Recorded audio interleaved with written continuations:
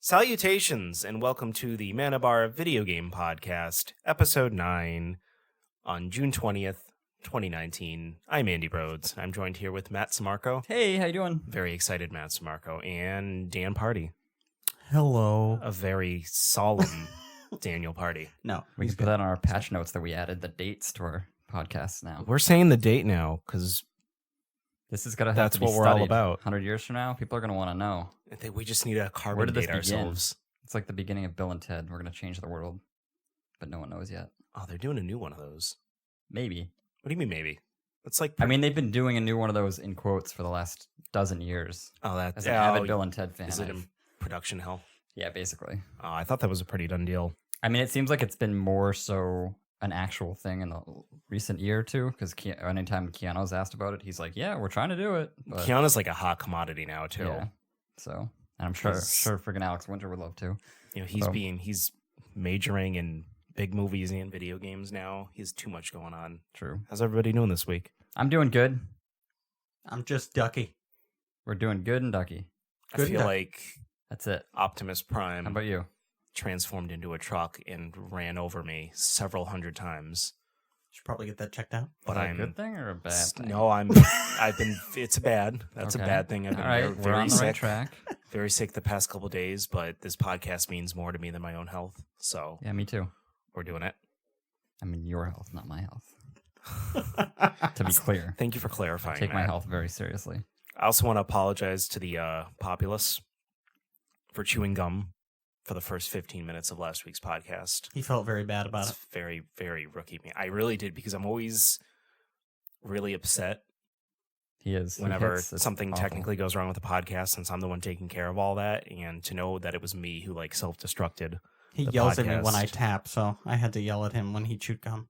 It's just so loud when you do it. I'm very sorry. It's fine. It's fine. It's all's forgiven. We're all new at this. What are you guys playing right now? You want to go first, Matt, or you want me to go first? We can go back and forth. I'm playing lots of stuff. I'm playing lots of stuff, too.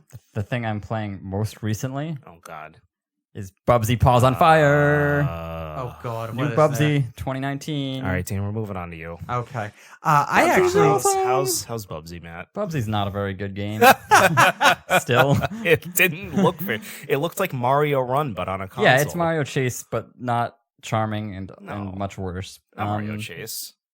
That's the one you. Oh, sorry. Mario is Yeah, what is it? The Mario one Run. Okay, so you got it the right. phone, sorry. the phone thingy where you don't act, you just tap. to Yeah, I jump. mean it's a runner, which they can make good runners. I'm not far into this game. I'm like the first 3 or 4 levels. Is that an official game type? Yeah. Runner, Yeah, they have a bunch. Some of them are really fun. where it's like auto run. Yeah, it's auto run, but you have to do all the jumping and like there's strategy and collecting stuff. So this game, if you like Bubsy, it's got that kind of like he's quirky and funny, but not actually in reality. There's 3 different characters. So in the first world, there's 10 levels, but to get to the next world, you actually have to beat each level at least twice because you need like coins for winning the levels. So they make you play each of the levels over and over again with 3 separate characters, which is kind of extending the length of this game for me. I'm like the 4th level in, and I'm already like, all right, I don't want to do this level a 3rd time, but I need to get the coin so I can actually get past this. That's how I felt during the Sonic Team Racing when Yeah, the story they mode kinda had me just, just like, redoing they the just same races gate over you and into over grinding. again. And like it's kind of a little interesting. So Collecting yarn. yeah, so Lot of yarn. the main character, Bubsy. Yeah, that's the guy. He can glide. There's another character that can double jump and slide, and then there's a 3rd character who's just a dude in a dude in a spaceship, which like basically isn't a runner game. You're just 2D scrolling shooter, but it's a bad version of one of those so far. Did you ever play Bubsy growing up, Dan? No. I have good memories of playing the original Bubsy on the Sega Genesis, the first one or maybe second one, but I don't want to go back because I'm pretty sure that's just like idiot 7-year-old Matt enjoying like his quirky like It was them edgy trying to make humor. an edgy character Yeah. after Sonic was already invented, which So- didn't make any sense. That was. Is that it was, Bubsy the cat? Yeah. Okay. he's like a bobcat. They had a lot of Okay. I have seen it. edgy characters coming out around that time. I think that's when Gex came out too. Gex was edgy? He was Excuse me, supposed Gex to yeah, be. was he's kinda edgy? cool. Yeah. But yeah, so Bubsy, I mean, I think it's like a $30 game probably. I wouldn't pay more than $5 for this. I just kind of rented it. $29.99 more expensive than it should be. Pretty much, yeah. For a runner game? Jesus. It's got that I feel like it's a free mobile Bubsy kind of. Bram name on it. Yeah, I mean, they that released it everybody on loves disc. that 0% of the people asked for. Maybe they'll remaster Bubsy 3D next. It was really bad. Bad ideas. It was. Have you ever seen Bubsy 3D? No. It was wow. I've been playing lots of games. Should we go back and forth, or should I just run let's down go this around. list? Dan, you name what you've been playing. So we can't listen to you for Because too long. E3, Yeah, E3 was like such a weird week last week that we didn't talk as much about the games we were playing. So I feel Strictly as if because I have said we weren't going to. yeah. So I kind of have a backlog of games to we- talk about. talked our ear off with E3, so I Yeah. figured this week we can talk about What are you that. doing, Dan? I went back into my backlog and I'm playing a game called Vampire. It's actually really good. It's a lower budget game, but surprisingly, it's really, really good. It's mostly a hack and slash. It's on PS4, right? Yes. So is this like a newer game?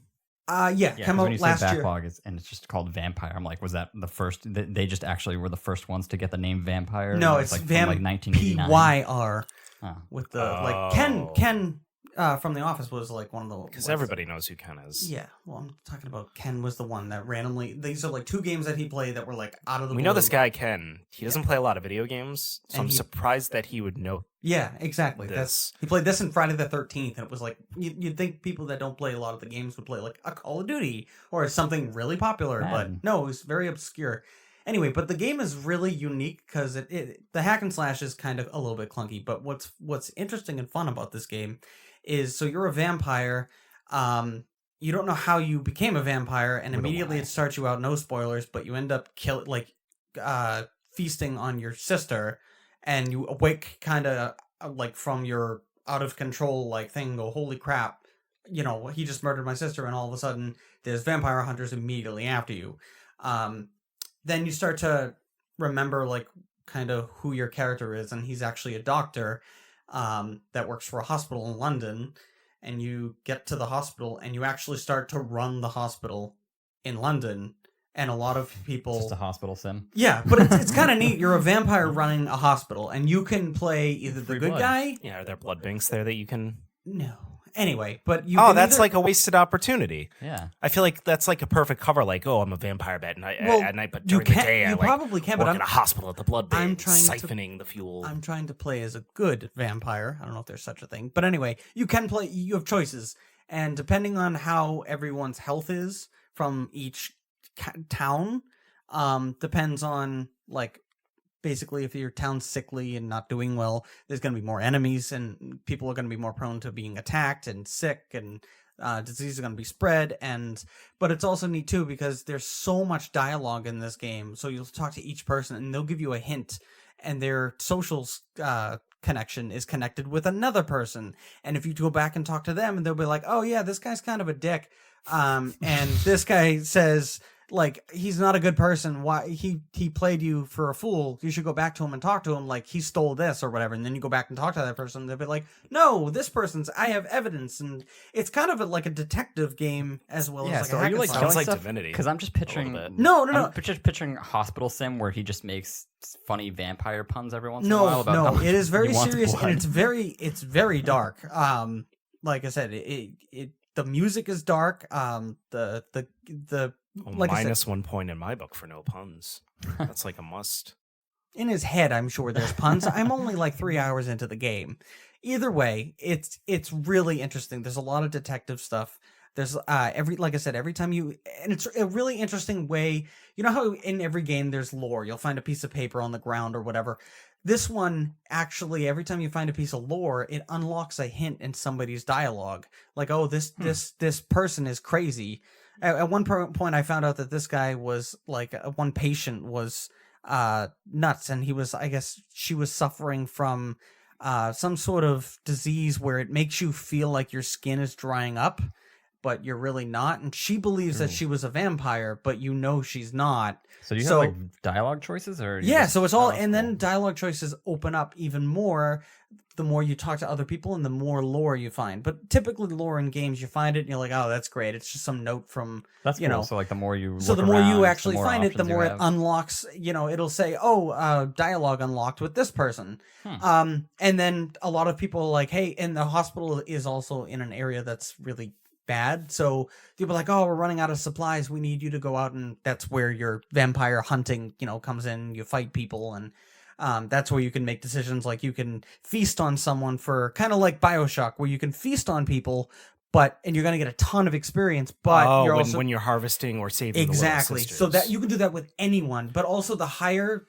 the health of the person, the more experience points you get. Yeah, it's got a 70 on Metacritic. Is that about what you judge it as? I would give it. I mean, I've only played it for about 3.5 hours, but it's really promising. I'd say it's about an 85 in my book. Oh wow. The combat is what holds it back a little bit. In order to actually fight someone kind of functionally, you need to kind of lock onto them, kind of like Dark Souls. But if you don't, it's just kind of you hope when you aim in that direction that you hit them. But it is, like I said, I'm really enjoying it. The dialogue and the voice acting is surprisingly good for a small company. Because this isn't like a big company like, yeah, it's got a Take-Two, 34 positive, 29 mixed, and 4 negative, which I mean, That's not bad. So a 7 out of 10. I think people Days Gone start was a as 7 out of 10. Yeah. Yeah, I think people see that and start to think, oh, 7 out of 10. I only play like 8s and 9s, and maybe for some people that's true. But I feel like 6 and up is worth playing. Well, at least trying. Clunkiness can aside, you can, for something that's a really good story, you know, so far I'm really enjoying it. I mean, I don't know what they could do to ruin it. I saw a lot of people saying it has promise, and right now I'm seeing promise, and maybe, like I said, later it might fall flat. Not enough to take you out of it yet. No, I usually in games, even like Mass Effect 1, it was kind of daunting to walk around that first space station and talk to everyone. This game, you know, there's tons of nurses and doctors, and each one, like, there was one doctor, he didn't like the way that this other doctor was experimenting with blood transfusion, and he thinks that we should do it this way, and it's your decision on whether you believe this guy or the other guy. And then certain patients will get sicker or better depending on which one you choose. I wish I had choices in the game I've been playing. What game have you been playing? What game have you been playing in? Like, I can only be good in this game. I don't have the choice of being bad. Was it Cadence of Hyrule? No, it's Spider-Man. Why would you be bad? That'd be funny, though, wouldn't it? To just like, I mean, I do have the option of not saving going, people. I mean, Spider-Man. things go on around the city, and I gotta be honest. Like sometimes, if I'm like really into going to a certain checkpoint or something, I'll be like, I'll take care of something the in this car. area The police later. will take care of that. Anything. The car chases are kind of boring. Well, they only last like 5 seconds, so those are the shortest ones. Yeah, I just felt like So I had trouble initially trying to get into this game, but Spider-Man? Like initially, like Really? you know, Right. most games you have to give it a little bit to really.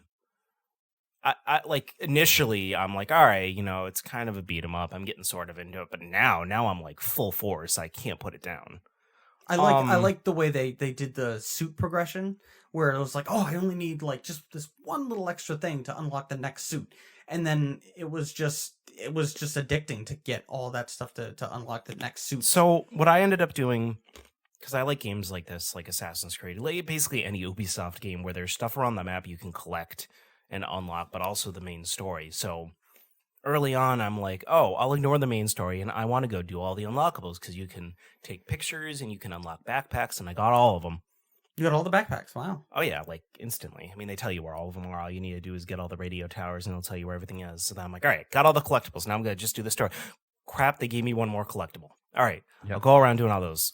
Back to the story. Oh, God, they gave me one more thing. And it's like things just keep unlocking and unlocking and unlocking. Piling up. Content is good.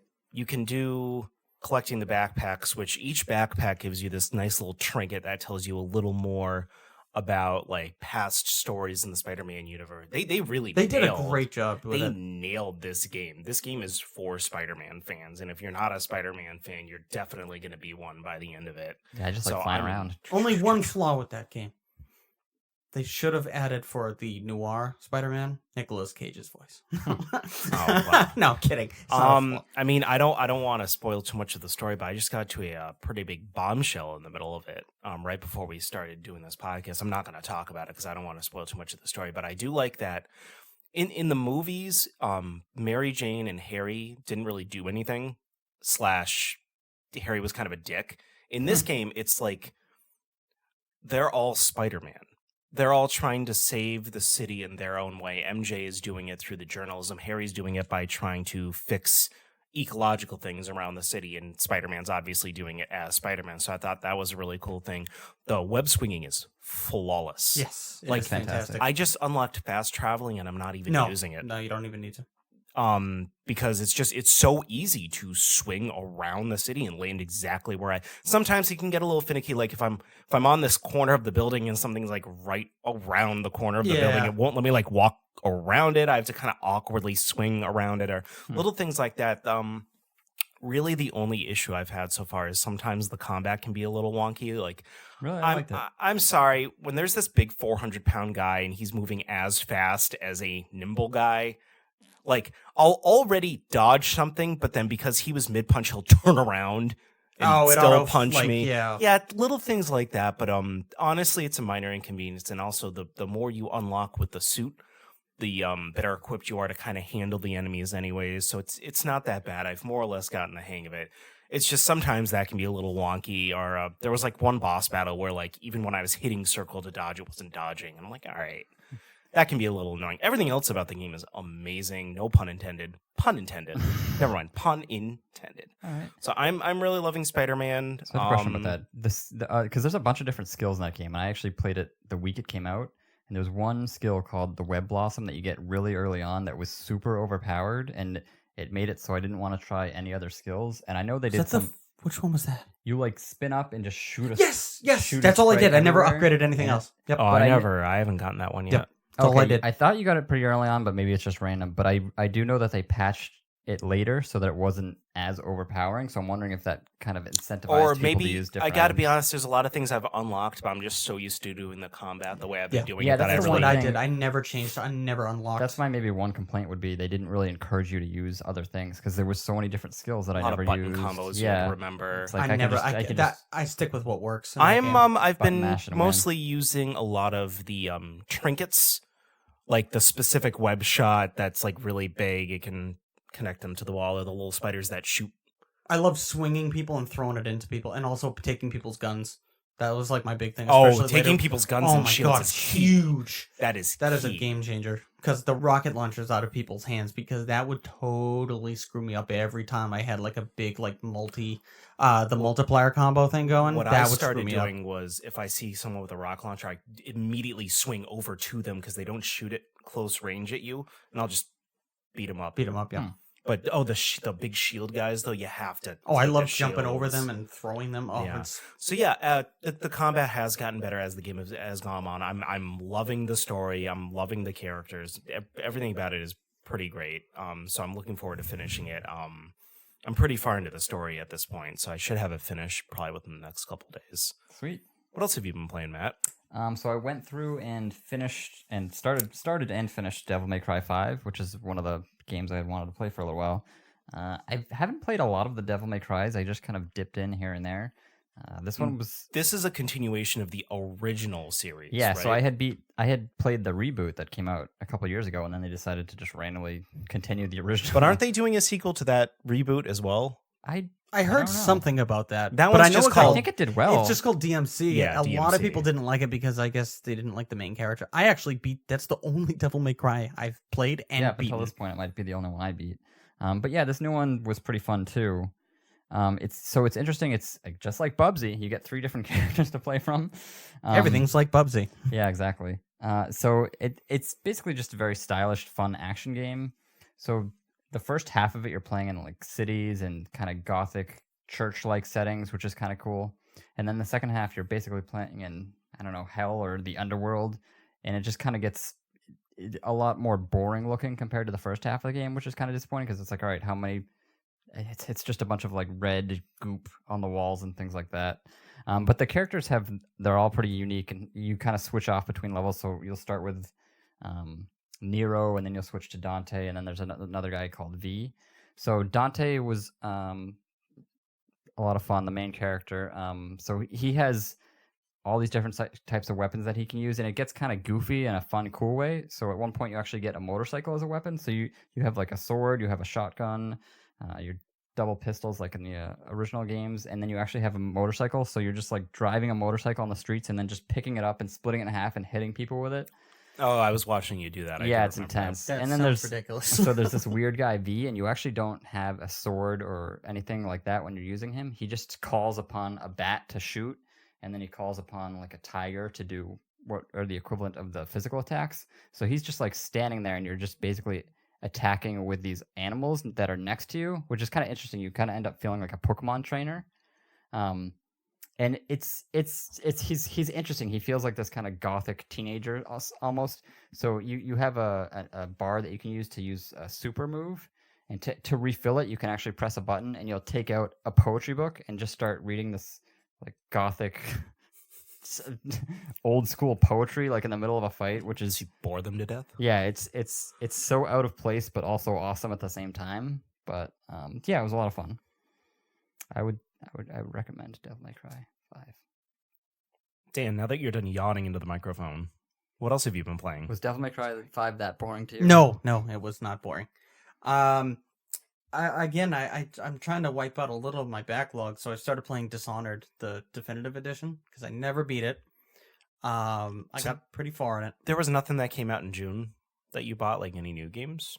I do, but I hop between it. Like, I had the Sniper Elite remastered, but I played like an hour and a half of that, and I was like, it's just so clunky. I need to play something else. Oh, okay. So I did see you. I did see you online playing Dishonored, though. Yes. I did notice that. Yes, I was playing Dishonored Definitive Edition, and I just forgot how fun and very kind of Bioshocky feel to it, with the combat and also the animations. I feel everyone feels like really tall, and they have these really. Was this the first or the second Dishonored? First. The second one didn't come out yet, right? No, the second one came out. Dishonored 2. Did it? Yep. I don't know anything about it. So was there another one in the works then? There was almost like a DLC kind of like additional game. So the second one was the one that I was interested in and then forgot about and then never picked up. Sure. Yeah, I didn't really play any of them. I think I touched the first one for. How is the first one?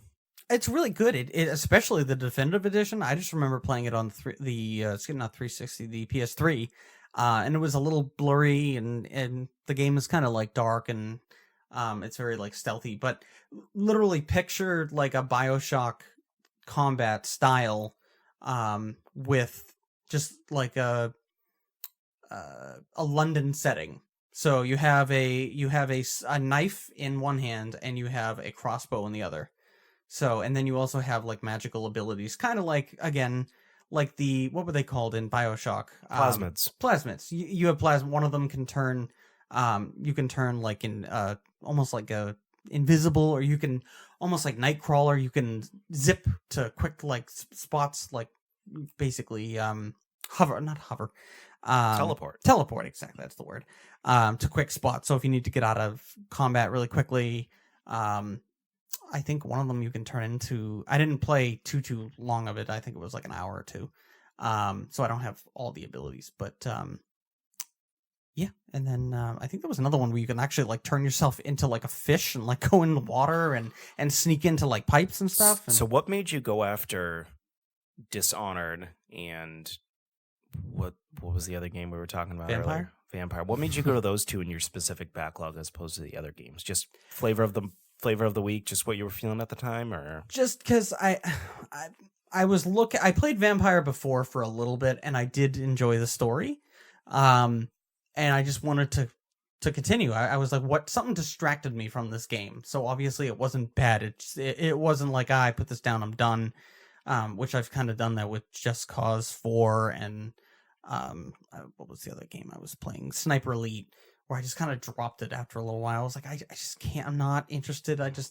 I'm losing that motivation. Something you said a little while ago is if you're not having fun with it, don't play it. Don't push yourself. Go play something that's fun. Unless there's a platinum. Okay, man. Yeah, I remember when you were playing Kingdom Hearts 1, I told you that, and I think was that eventually resonated with you, though. No, I was enjoying it. It might have also been because of the nostalgia factor. So maybe if I get into Kingdom Hearts 2 that I never actually beat or played really, at that point I'll be like, all right, now I don't know what to do and I'm stuck and now I'm furious. So that might be something down the line. But I am a big proponent of don't force yourself to play a game. So, and that's what's kind of happening. And I've kind of looked at my collection going, you know what, maybe there's some games that I've played through them once, twice, 3 times, and I don't think I can do it. There are games that I have pushed through, like the first or second time just didn't do it for me, and then the third time I pushed through and loved the game. That would be Outlast. I did that. That happened to me with Witcher. Like I couldn't get into it because it's Really? so impenetrable in the first, I feel like, couple hours. The controls are wonky. It felt like I was just dying for dumb reasons. And then I finally tried it again last year, and I was like, "Oh, this game's actually super amazing." Yes. So Outlast was one of those games at the beginning that was just, you have no weapons, no nothing in the game. You're just a reporter, and you go into this basement area, and this guy is guarding the from you turning back on like the generator, and you're basically stuck in a room with him, and you need to watch his moves and sneak past him. But I was always getting caught, and then you have to start it over again. Once you get past that, it's not bad. They kind of start saving in segments after that. But just that one part to get by it was so frustrating. Yeah, games with slow openings, that can really ruin an experience for you. I said Spider-Man, it took me a bit to get into, but Spider-Man didn't have that issue where it was a very action-packed beginning for Spider-Man. That was just like me having a thing type of thing. Yeah. But like Skyward Sword, I recently played all the way through, and the reason I didn't play through it initially was because it had the slow start and you're getting used to the motion controls, and it's just, you couldn't get into it. Oh, I feel like that was everything with Zelda recently. It was like, oh, you start in this town, you start with nothing. You start, oh, put my chickens back in the head. Twilight Princess and Skyward Sword specifically for me. Brutal. Twilight Princess was actually worse when it came to that. Like Skyward Sword, after I replayed it recently, I'm like, you actually don't do much in the first town. You're there for all of 20 minutes. Where Twilight Princess, you had to do like a lot of oh my god, mundane find the cat, tasks. fish. Oh yeah, sorry, you had to find the cat. But you had to Stop get the the fishing ball. rod to get the fish, and then that cat comes out, Yeah. and then you go to the lady. Yeah, this isn't exactly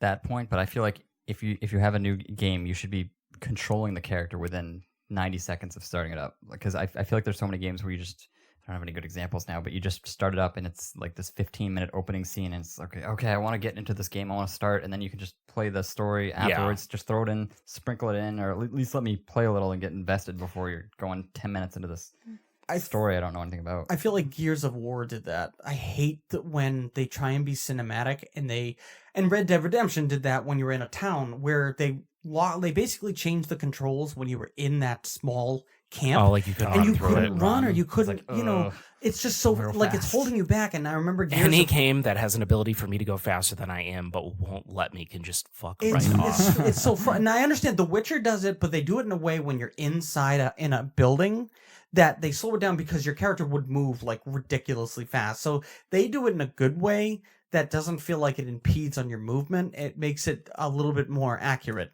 So you can kind of pinpoint where you want to go in a room rather than just when you're outside, he's like swinging his legs like crazy and running really fast. Yeah, no, it's just Gears of War. I just recall at the beginning, you were always given that stupid microphone thing, and he'd have his hand right to his face, and he'd be talking to Anya for like 5.5 minutes, and and it's like, yeah, gee whiz, the whole place is blowing up. You got to keep moving. No crap. Like, let's go. So that I that's already dropped frustrating. an F-bomb for the episode, Dan. Oh. Floodgates open. Okay, well, But that's why I loved Breath of the So Wild so crude. much. You basically Yeah, you just start. oh Go. wow, and then you can do yes. anything. Yeah, So not to mention every single top-down Zelda it's refreshing. was pretty quick. yes. Oh my Where- god, the first one, if you don't, you guys if you're see not the, careful, you can miss the sword. Yeah. I'm off subject again, but did you see on the internet the screenshots of Pokemon Shield and Sword? They're comparing the trees from that and Breath of the You Wild, sent and that then, to me. and then back. They're actually comparing them to Ocarina of Time because they look so bad. just because it's such It does look bad. It's making me It think looks it's just it dreary. was supposed to be a 3DS game, and they were like, we got to put this on the system. Matt, there is no off topic this episode. That's It's a true. We can different just talk about episode. whatever. We are not on point. There is no schedule. E3 happened last week, and no one has anything to say, so there's no news. Few things we're going to talk about, but like it doesn't have to be in any particular order or way. But yeah, I did see those images that you sent me, and wow, Yeah, it was kind of ouch, depressing. Now, I will say that at the beginning of the game footage, for all of the Pokemon footage we've seen so far, it did say at the bottom, not final game footage.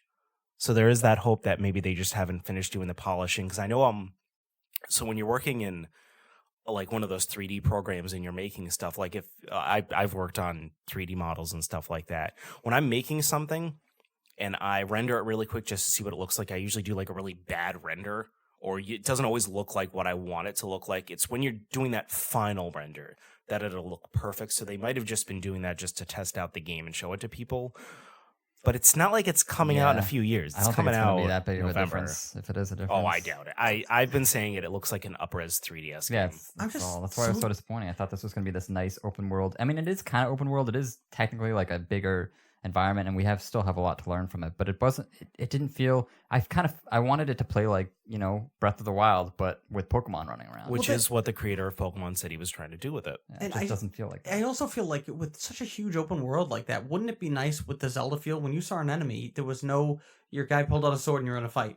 I just feel like the turn-based thing, it's just like, oh, hang on, stop. We got That's a little different because like the hardcore Pokemon fans are still really like it's not Pokemon without the turn-based, I guess. You can still do like what Final Fantasy 7 Remake remake is doing, Yeah. where you can have it both ways if you want, but just give it change it up a bit. And I understand you want to like I said, Final Fantasy has always been that turn-based, but they slowly were like, hey, let's try some things. And just unfortunately with the original Pokemon game, they're too afraid to change that formula, or even just just change the formula a little bit. I mean, even Halo. Whoa, Dan. The Pokemon get big now.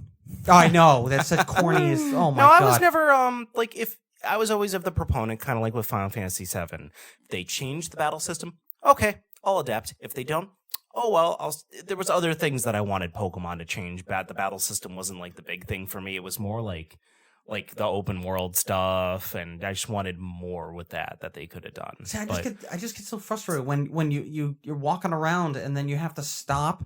And then it's the animation to throw the Pokeball. And then, like, how cool would it be? Like, your character can get hurt, so you need to make sure which Pokeball you have. So, I don't know, maybe you have, like, you can control his arm and which one he selects really quickly. So, you'd have to manage your Pokemon quick.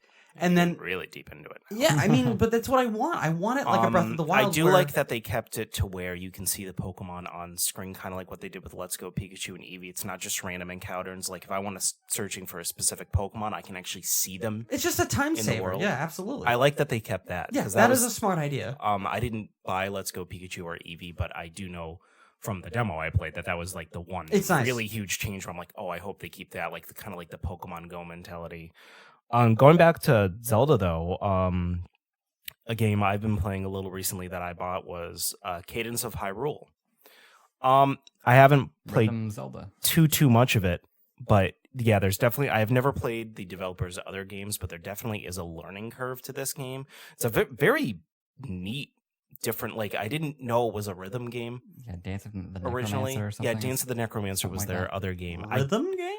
So. You remember how when we were watching the E3 footage, it looked like it was like a little bit more of a strategy game? Yeah, they were like bouncing. But you're hitting the buttons to the rhythm of a song that's happening. Oh, interesting. It is very interesting. It takes a little while to get used to. I still have to. I've been playing more SpiderMan than that, so I still have to kind of go back into it and play through it a little more. But there definitely is a learning curve, but I'm enjoying it. Yeah. It's challenging, but in a good way. It's not like challenging in a way where I just keep like, screw this, and I throw my Switch. It's challenging in a way where it's like, no, I got to get this now, and I got to learn. It's Crypt of the Necrodancer. I had it wrong, and that was going to annoy me if I just left it. What did we say before? I said Dance of the Necromancer. Oh, close enough. All right. They were kind of dancing because your character hops. They don't walk. Now, you can turn that off, though. You can turn off the rhythm-based movement, but it's basically just you moving around as much as... It's basically like... It kind of defeats the purpose. It's basically like the noob version of the game where you can just like walk around at any speed you want, but the enemies are still moving to the song. So it's cheating.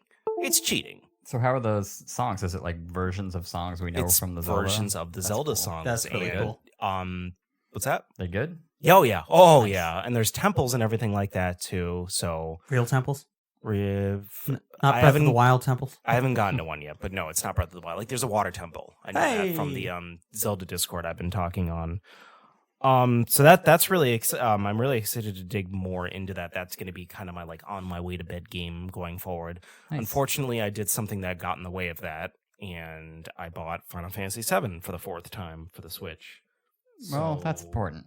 that is important, and I just because I've had the game for the PS1, the PSP, the PS4, which I barely played. I saw it on there for like $5. I'm like, yes, I'll have Final Fantasy VII again in my life. Thank you. Sweet. And now I have it for the Switch. It's great for the Switch. That's the same reason why I loved owning it for the PSP back when I had a PSP. Is that like I can just like that's like a perfect game to play in the bed, like while you're like going to bed at night, and you know the remake's coming out, so Yeah. I'm getting a little nostalgia for playing the original game. And Yeah, I've been thinking about Final Fantasy VII a lot, the original, because my original plan was, this got announced in 2015. I was like, all right, I'm going to save it. I'm not going to play it. I've been playing it every few years. that was 4 since it years came out. ago. Yeah. So I was like, all right, I'm going to save it. I'm going to not play it, so it's not going to feel like this stale old game for me. But the more I learn about it, for its faults and what looks amazing about it, it looks like it's kind of a different game. So I don't think playing it even just before would be ruining the game or making it feel boring. It might almost be good to have a refresher and see like, oh wow, look at how all this has changed. What did they do differently? Anybody who's gonna play the remake, I would recommend replaying the original, because Midgar alone, which was like a few hours in the original game, is gonna be like 40 to 50 hours now. So I really wanted to compare it to how I'm gonna be playing Link's Awakening, the original, before the remake comes out in September. No, I would. That's one of the reasons I did it. I really wanted to relive. Yeah, so I think I'm going the to end up story doing beforehand. play it in the next few months. So, any other games you guys are playing? Yeah, I've been playing. So I essentially finished Final Fantasy X, and then I started Final Fantasy X-2, which is the sequel to Final Fantasy X. Yuck. Yeah. So I've already beaten it, but I beat it 10 years ago or whatever, 15 years ago. But I'm only about let's say a few hours into it now, and it's a lot of fun. It's weird because it's a very different story. It completely changes the background and everything that's happening in the world after you defeat Sin, and everyone's kind of more happy, and you're on this team of 3 people looking for spheres. You're kind of like a treasure hunter looking for spheres. The thing I like about it the most is probably the combat. So they sped it up a lot. You can have all your guys. You set commands. It's still like a weight system, but it's a lot faster. So if you select attack 3 times, you can actually do combos, and they'll all kind of attack at once. And another interesting thing is they all have different dress spheres. So there's about, I don't know, I was going to say maybe 20 dress spheres in the game. And it's basically like the classes. So, you'll have a black mage dress sphere. You'll have a gunner dress sphere, a white mage. And it's actually really interesting because you'll equip your dress sphere for your character.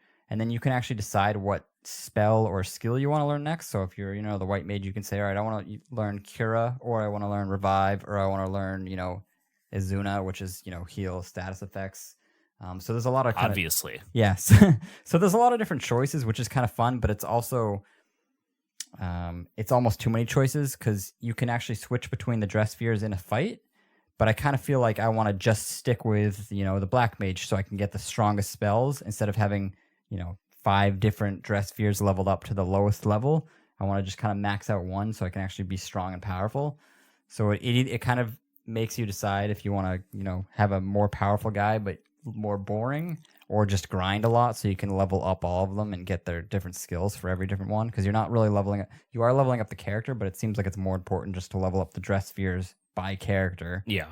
So you kind of have to just choose which ones you want to focus on. Did they allow you to speed up this game like unnaturally? Like I know you said the battle system. Yeah, they did that with Final Fantasy 12. I know what you're saying. No, not that I'm aware of. There's no way. Well, they did it with FF7 on the PS4 as well, where you could have it go like 10 times the speed, like the way you walk around and do the battles and everything like that. Just speeds everything up. I haven't tried to find out if they did it on the Switch because I didn't remember it until you just mentioned speeding up the battle system. Yeah, so I'm playing the FF10, 10.2, mastered whatever Yeah. edition on the PlayStation 4, and no, there's no way to speed it up or anything. I mean, it just basically looks a little nicer, and it's hard to tell unless you're, for me at least, unless you're looking at comparison screenshots, it's probably a lot better. Yeah, no, 7 and 9, I know for the ports on the PS4, you can speed it up where it's going like 5 times or 10 times speed, like not just the battle, but the walking around the world and everything like that.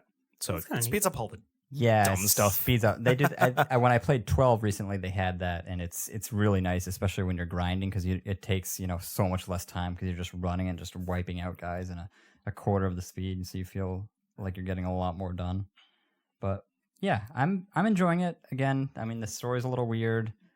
The world's not as interesting, the storyline as the Final Fantasy X, but I think I'm much preferring the combat. So it's a nice palate cleanser to that game. People who bought the collector's edition of Fallout 76 finally got their canvas bags. Yes, they actually look good. They should. Why didn't they mention that at E3? Like, that's the one thing they could have mentioned at E3 that would have actually warranted one of those fake applause they were Maybe then it would have been like, evidence that they messed up. Yeah, plus it's like 7 months later. It shouldn't have taken this long. So anyway. I'm 100% sure that they were either paying people or those were Bethesda employees that were cheering at that E3 conference. It had to have been. Yeah, I'm sure. Yeah, absolutely. There's no doubt in my mind. Like, there's no way. There's no way people were cheering for the stuff they were cheering for. Nope. But you got bags now. And you have 2 bags. And I guess someone on Twitter was actually like, oh, I can actually fit the helmet in this one. I guess you couldn't before in the nylon one. That's hilarious. I guess the rum was really bad, too. I'm waiting for the I keep checking because that game did so poorly. I keep checking collector's editions on like GameStop because they keep marking them down in price because nobody. Oh, they still have some. Yeah, and I do like the helmet. I mean, it was actually a neat collector's edition. Yeah, it's a nice one, and it has the helmet, and I think that would be a nice. I initially had that pre-ordered. Yeah, but the closer we got to the game release, the closer I could smell that something foul was in the air, and I'm like, yeah, I'm not even gonna get the regular one. Bye. Yeah, so I'm just waiting for those to go down to affordable. Basically, like, all right, I'd pay that for the helmet, and then I'll sell the game. The helmet's not wearable though, right? It's just like no, I believe it is. Is it? I believe it's a pretty. I remember the box that I know saw the Doom one is. It's big. It's big, and I'm pretty sure that if the Doom one is wearable, then this one would be. I would assume they'd follow the same kind of collector's edition style. It just because I remember the Halo 3 collector's edition, that helmet was not wearable. It was kind of just like a bigger. Oh right, the legendary edition. That was just kind of like a bust, more or less, of the helmet. So I It was wasn't still sure. really I haven't cool actually looking. seen anybody wearing it, so I wasn't sure if it was wearable. Like the Doom one, you actually saw someone. with it Angry on. Joe wore it. Oh, he did? In his video review. Yep. Oh, cool. So cool. yeah, it is. Yeah, what else did it come with besides the helmet and the bag? A fake plastic. A canvas bag. Yeah. The Came with some like typical maps s- and yeah, crap maps like that. and junk, like every collector's edition does. Bless you, I think. But yeah, I was actually just looking at my Fallout 4 collector's edition, the Pip-Boy collection. That's so nice. Today It's is such a cool very collection. nice one. I mean, I know they originally had the phone app and everything where you could like use the Pip-Boy in game, and I never really did that because it didn't stay on perfectly well. No. All the time the latch would keep undoing itself, but it still looks nice. It's a very nice cosplay And kind of idea. I think that the Fallout 76 collector's edition, like with the helmet and everything, minus the bag, obviously, looks nice for what it is. It's just unfortunate that everything else around it was just like. Now, I don't want to like go into a whole thing again about their E3, but man, Trash. Matt, you brought up that Bless Online is shutting down. I've never Yeah. once heard anybody utter the name of that game until yesterday. Before I mentioned it to you. Did you play it? Yeah, I played it briefly when it came. So it came out like a year ago.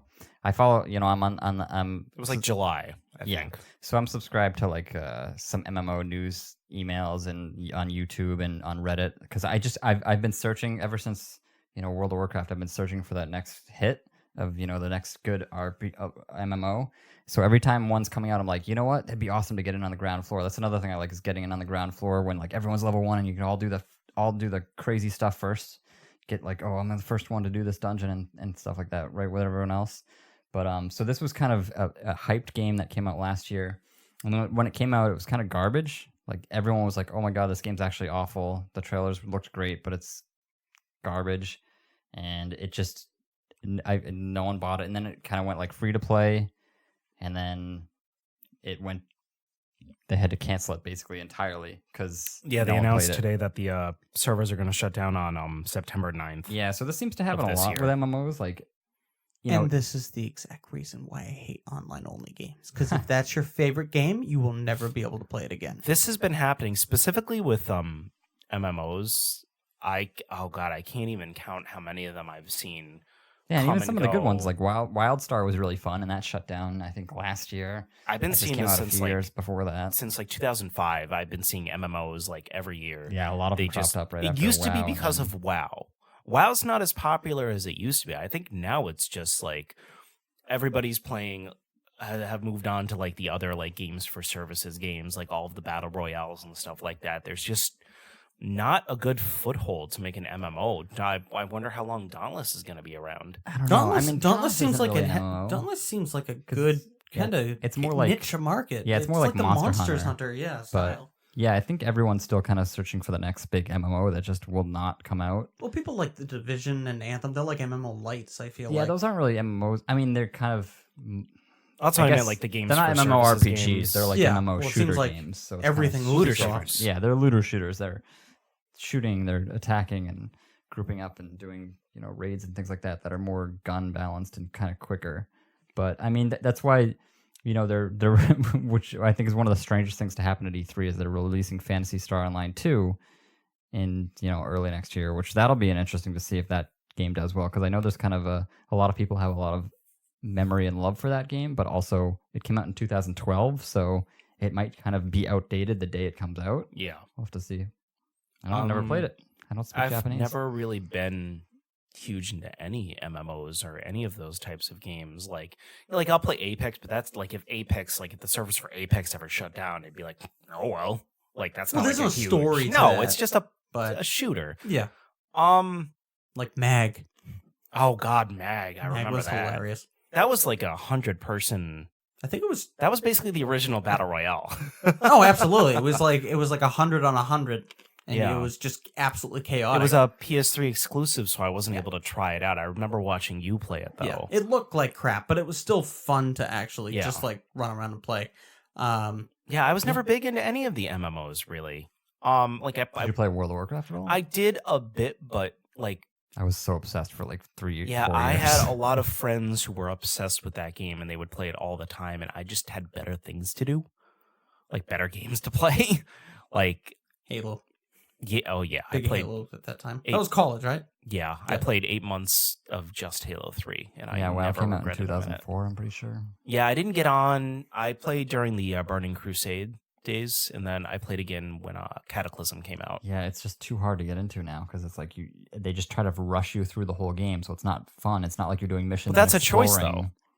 Like, whenever the times that I did get back into it, I would just be like, I would be playing it like a single player game. I would just be like going around questing. That's true. I have a hard time doing that because I'm always trying to min-max. I'm always trying to do what's the most efficient thing to do. Yeah, when we all tried to play together, Dan, this was like a couple years ago. Matt and I, and a few of our friends were like all playing at once. We tried to get back into it. Oh, World of Warcraft. They had a huge sale on World of Warcraft. Yeah, that's when Amy got into it for a little bit. I think I got the base game and all the expansions for like $20. Yeah, which wasn't bad. And they were really into doing like raiding and stuff like that. It wasn't even raiding. Like the most efficient thing to do at the time to get experience the fastest, they would have these giant monsters attacking just random places. Yeah. So you just go there and just like attack this giant monster, and there'd be 60 people there, and it's like it wasn't challenging because other people would do the work if you're under leveled. Yeah. You would get a level like really quickly comparatively. But you guys were also really into the raids too. Yeah, I don't feel like we did a lot at that time. Like I love raids, but I don't think I was more into like doing, because each I do love doing faction raids, has their own quests, and the quests are actually really interesting, and they're not always the same thing. That's what I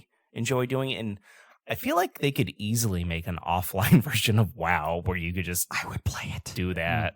No, it's not that. It's not good enough. But to do see, that's why I love a game like Borderlands, and that's why I'm super excited for Borderlands 3. Is I feel like and I think there is going to be an online component from what I've read on some places that say you might be able to do like an event. I don't know if it's with other people or like everyone working towards like killing, a million or looting a million guns or something like that. And then once you do that, like everyone gets like golden keys. They're obsessed with like golden keys. Yeah. Because each Borderlands each Borderlands after Borderlands 2 had like a loot box, and every now and then they would just give out free codes. Yeah, on their Twitter. Yeah, on and their all that Twitter, stuff. and it would get you like 3 or 4 keys, which would allow you 3 or 4 open boxes of the treasure, which would give you Like free 4 loot boxes. Yeah, 4 items, and they would all be epic, like the highest rarity of loot. So I would always just wait until I hit a point that, I'm going for like a really difficult mission. I'm just going to open this chest and I'm going to get guaranteed good stuff. It's just the question of what it is. Half the time it would be like a pistol or submachine gun, which I can't aim for crap with that game. Last time I hopped into Rocket League, they had added loot boxes into Rocket League, but it wasn't like loot boxes where you just got them and you could open them. Like you got them and then you couldn't open them until you purchased a key for them. That's really dumb. Like Any way they can find a way, right? To milk your because wallet. Rocket League, you pay a price for that game. At least it's cosmetic. I will give it that, and it's only $30. So compared to, Or free if you got it for PS Plus. So, are either of you interested in getting into the new the World of Warcraft reboot that they're having in a few months? Because the thing that excites me most about that isn't really necessarily the going to the old stuff that I don't remember and the slower grinding. Although that's good. What I like about it most is like everyone's going to be starting from scratch again. If I could play, you really like being that first one to do things, don't you? I mean, it's so hard to jump into a game, a live game, an MMO, or just like even like a Division or a Destiny. If you jump into Destiny 2, it's a lot better game right now. But what are you gonna do? You're just gonna do missions alone. Like no one's gonna be like, oh man, we just got to finally beat the strike for the first time. Like it's gonna be just kind of random. Everyone's gonna be so much more powerful than you. Oh. That's disappointing. I'm surprised. There's so much to go on that you almost don't even know what you should be striving for. Because when you're just starting, you're like, oh, the level cap is in Destiny it's 305 light or armor or whatever it is. Are there single player story missions in that game that are any good, or is it all about like doing like the PV horde? Yeah, it's mostly just doing the strikes and the raids are the funnest, most exciting part. I mean, there is story, but it wasn't that great. Because Bungie did that with Halo too. We kind of like the same style of game. We'd rather story and substance rather over like a loot like prize thing at the end. But it's fun to struggle on this raid for 5 hours, and then you get this sweet gun, and then you're crushing it the next day. Yeah, but what happens if you get a crappy gun?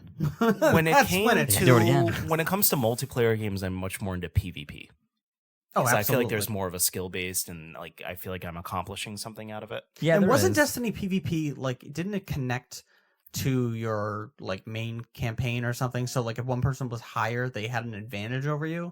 You say the PvP? Yeah. Like you could get guns from that, and you could bring it into the PvE. I don't like having some sort of advantage just because someone's played this more often. That's why I was actually a fan of Call of Duty, because even though you started from level 1, yeah, some of the perks later, but you got some of the big perks right away in Call of Duty, like Modern Warfare 4 or Call of Duty 4, Modern Warfare. Sometimes there was guns 2. Well, I'm sorry, because I think you mean when you're playing PvP. Because when you're playing PvP, it'll make sure that you're all the same level. There is a mode that you can play where your equipment does matter. So if you have better equipment, that does better. But for the most part, it's evened out. So okay, see if it's evened out, obviously I would feel better. Yeah, what I thought you meant was you can actually earn stuff from PvP to then use. In PvE. No. I do like how that bleeds into the single player. That's why with Ghost Recon Breakpoint I was so frustrated, because games have done it where they've done single player, multiplayer, and they've been able to blend things into the other. Like, oh, you just get coins. Like, oh, you did well, so here's 200 coins that you can spend in game. Like, okay, that's all you need to do. I'm happy. That's fine. So but with Borderlands, I'm excited because it does have that story element, as well as hey, we're gonna play 4 people at once, and we're gonna do this big raid or whatever. Yeah, and I kind of like about Borderlands 3 is that I'm kind of getting a little bit, even though I love them, I'm getting a little bit exhausted by these live games that are requiring my whole life. So it seems like this game is more of you just play it, you can level up. You mean like Apex? Yeah. So I mean like Division, like it's all grinding, like Wildlands. But it seems like this game, you can probably play it for dozens upon dozens of hours. But I think after a point, it's gonna be like, all right, unless you have the expansion, there's really nothing more for you to do. You can put this game away, play something else, and then maybe we'll have an expansion for you in a couple months. In answer to your original question about Is it called WoW Classic? Is that what they're calling it? Yes. Okay, I couldn't think of the name, so I was like, It's free, I Reboot guess, if you WoW. own. Okay, so that's the thing. I would pay $10 or $20 to play that, especially if I knew that other friends were playing it. I don't want to sign up for a monthly subscription just yeah, to it's play brutal, it. that 15 months. $15 a month. Is Yeah, Like if I only seems planned like a on lot. playing it for 1 month, I don't know. I have so many other games to play that I really don't want to spend any time on an MMO. Like I said in a previous one, basically every podcast we've done, like Apex is kind of filling that void for me right now. Like I'm playing all these like nice Yeah. single player story games right now, and then Apex is kind of like my multiplayer game on the side until something better comes along, and I don't think WoW Classic is going to be that one. Yeah, I mean, I haven't been that pick me excited out. about it or anything like that. I just kind of bring it up because I like the idea of, you know, people starting again. So, I mean, if I all did my friends read- were saying, "Oh, I'm going to start up," I would do it, but I don't see myself doing it. I don't think any of our no one to friends play are with. Yeah, saying that. I don't even have a computer that can work it. wow, it's like a WoW Classic could 2004. WoW Classic could run on this Surface. WoW Classic, it's My Well, that's a PC little at home, exaggerated, Amy but- tried to play it. It's terrible. the new WoW. It's- WoW Classic is like. Oh, maybe. Well, I mean, Are they making it pretty? Yeah, I would they're imagine it updating- would yeah, be the they're same remastering assets it. of the Because it new looks stuff. like crap. Because I haven't looked No, at much if you into this, go and but I know play they're WoW updating some right- stuff. If you go and play WoW right now, you can go into the older areas. Like they added on areas as the game went on. The older areas look like crap currently. Like they haven't like updated it over time. It's kind of neat though. You're kind of like walking into like an old. Now when I'm like- trying to like show off this PC that I just put together, and I'm like starting off at the lower level areas. Well, they kind of Nope. blew up the world at one point, which kind of is a bummer. you could do 'cause it after can't you really go beat back to it. Soma. So What? I'm kidding. the game, Go ahead. game No, came out what? in 2004, and I don't know, there was an expansion, 7 years into it. I'm just making that up. I don't know exactly when, where they kind of changed the formation. It was like a- Cataclysm. Cataclysm. They Yeah. blew up everything. So like you can't really go back to the old stuff because it's Some of the it's now areas, like- cataclysmed up. If you go to some of the older areas, like some of the OG areas, like if you start off as a new character, some of them look really bad. Like I had just built a PC. Yeah, they look bad, but they don't look exactly the same anymore because of the Okay. cataclysm stuff. I had just Some of put them. together like a PC at the time, which was top of the line at the time when I put it together, and that was around the time, one of the times I got back into WoW for just a month, and I'm like, I have everything on high. Why does it still look like this? Oh, it's supposed to look like that. What were you saying? I'm not allowed to do what? Get into World of Warcraft Classic until you've at least beat Soma. I just spent like 5 to 10 minutes saying that I wasn't Good, gonna Good. get into. but you can do what you want. But seriously, no. You have permission Well- from Dan to play Yes. WoW Classic. I've just not. Well, wait. just, I have to get permission from Matt to get permission. Oh no! Someone just got. I'm gonna edit my to-do list right now. Someone just got knocked down 2 games because of Dan's basically All right, egotism. his loss. It's on there. His loss. It's getting really tense. in this room. Speaking of which, something that we were going to talk about today was our backlogs of video games that we need to play, and I made a list of not only my current backlog, which I'm sure there's some things that I'm missing on this backlog. It isn't as big as I thought it was going to be. So I don't know if that's just because I gave up on so many video games and got rid of them or what, but also I made a list of everything from That was a E3. big list. This is everything from E3. And then this is the backlog right here. Oh, that's still pretty big. Listen, How many open worlds? I mean, Battle, I battle. feel like I play a lot. do so I probably play more them. than video games. Well, some of us don't. Okay, Andy. So Yeah, Andy. first, I wanted to go through, these are all the games from E3, because last year around this time, I was looking forward to nothing. It was Red Dead Redemption 2. That was the only game I was looking forward to, and sadness. Now, this is the most amount of games I'm looking forward to playing in a long time. And I know GameFly, because I'm doing that, it lets me play a few more than I think I normally would have because I have that option of renting. But here are the games that I'm buying going forward. These are day one. Well, it might be within the couple months. It depends Okay. on how much I have going on. Like, Yeah. for instance, Animal Crossing comes out in March. Mm. I'm gonna be way too busy with Final Fantasy VII and then Cyberpunk. But Animal Crossing might still be something I buy around that time, just because it's kind of like the like palate cleanser in bed at the end of the night type game. But Cadence of Hyrule, which I've already bought, and then I'm not actually physically purchasing another game until Borderlands 3. Borderlands 3, Link's Awakening, Age of Empire 2 Remake, FF7 Remake, Animal Crossing, and Cyberpunk. Those are all the games I'm buying. Oh, you're not getting Mario Maker 2? Now here's the games that I'm going to be renting. Ah. Crash Team Racing. That comes out Friday. Mario Maker 2. Ghost Recon, I don't even know if I'm going to rent that anymore. The more I look at it, the more I'm like, it just looks like another boring Division like Ghost Recon shooter that I'm just going to waste my time on. Anger. Even if it wasn't DRM, I'd still be in that boat, though. Like, if it ever went offline, you'd beg me to play, and I'd still be no. I would. The Outer Worlds. Ironically, he'd beg you to play online with him. There's. I know, but at least you have an offline component. I got that offline. Let's go play online together. I got that joke. Some of these I can guy. be kind of the in my mind, the thing that differentiates buying and renting for me is replayability. Like, yeah, Super Mario Maker 2 wouldn't be replayability, really? That's I don't know if I'm gonna like it enough because I didn't have the first one. Okay. It's like Matt played the first one, like him and I played a little bit of it, and we were over it after like a week. Yeah, this one does have the 100 levels. How pre-made. many times have you gone back to the one for Wii U? Well, that's only because, like I said, I actually played it quite a bit when I first got it. It's just I kind of was done with it, but now they have 100 designed levels from the creators, as well as they have another set. The good thing with all of these games is, if I like it enough, I have the option to buy it. It's like a demo. Well, it's like a paid demo for you. But Mario, and then the Outer Worlds, which I'm renting that more out of hesitation because I don't know if it's going to end up being like, oh my god, it is Fallout in space, or oh, it's Fallout 76. Like, I don't know what the level of good to bad it's going to be. Oh, it won't be 76. It'll be good. I've thought that about so many games, and it turned out to be wrong. So I'm not taking a Red chance. Dead wasn't. Well, you haven't finished. Who's the developer for Outer Worlds? It's Obsidian. What else have they made? Fallout's New Vegas. That was a long ass time ago. I know. But what have they made between that? And that was very buggy when it came out. I mean, but it was buggy, but I'm not taking a chance. I'm not taking a chance on something that I don't know if I'm not going to like. I don't know if I'm going to replay Well, no, it. that's why you just wait for reviews. And Outer Worlds is on there. Yeah. Pokemon's on there because, hey, I might as well try it and see if I like it, but I'm probably going to be over that within a few days. Yeah. Doom Eternal, because that's kind of a game that I'm probably only going to play through once, if not a couple times, and probably not go back to again. That's the multiplayer I'm going to get excited about. Actually. Star Wars Fallen Jedi, Death Stranding, Luigi's Mansion, Watch Dogs, and maybe the Avengers game if they give me a reason to rent it. Wait, Death Stranding is a rent? Really? I can't imagine that that's a game that I'd play through more than once. I'm not as big into Kojima as you guys are. Yeah, crazy. I just feel like it's going to be like a game, kind of like Fallout. a cultural event almost. Like you got to be in on it.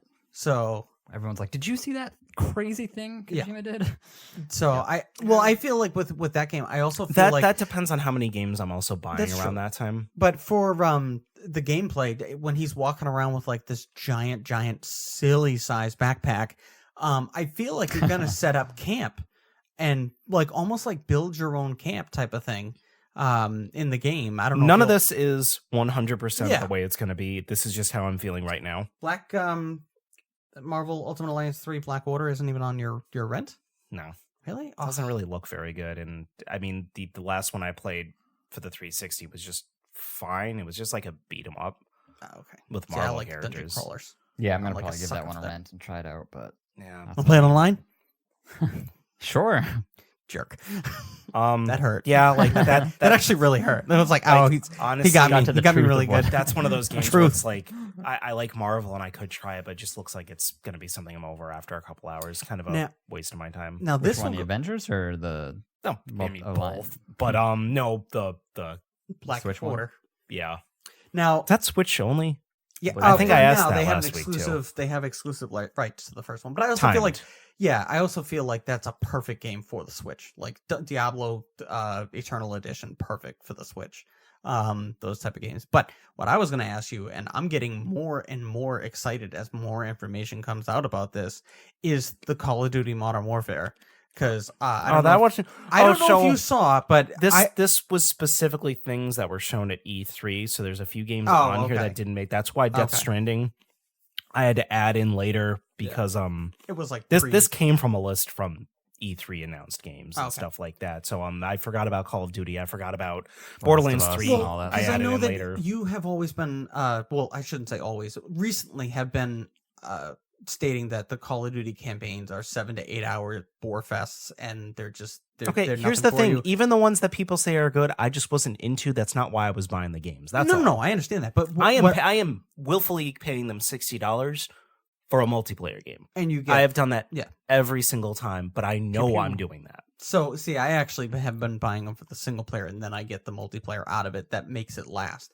But with this one, I don't know if you saw IGN. People were reacting very negatively to how hardcore it is. Well, apparently it's really gritty, and apparently there's at one point you break into, or some gameplay that they showed IGN was they were raiding like a room, kind of like a Osama bin Laden's thing, where it's a very tight, building, and they have to check the corners really quickly, and apparently sometimes a civilian can get shot, and there's some children that get killed if you end up doing the thing. The trailer that they showed us intense. did make it look more like it And was going to be more gritty. I guess they're that's living up to it. What I'm excited about. I mean, it looks like every Call of Duty kind of felt like, everything's blowing up around you, but except like the 7 meters like around you.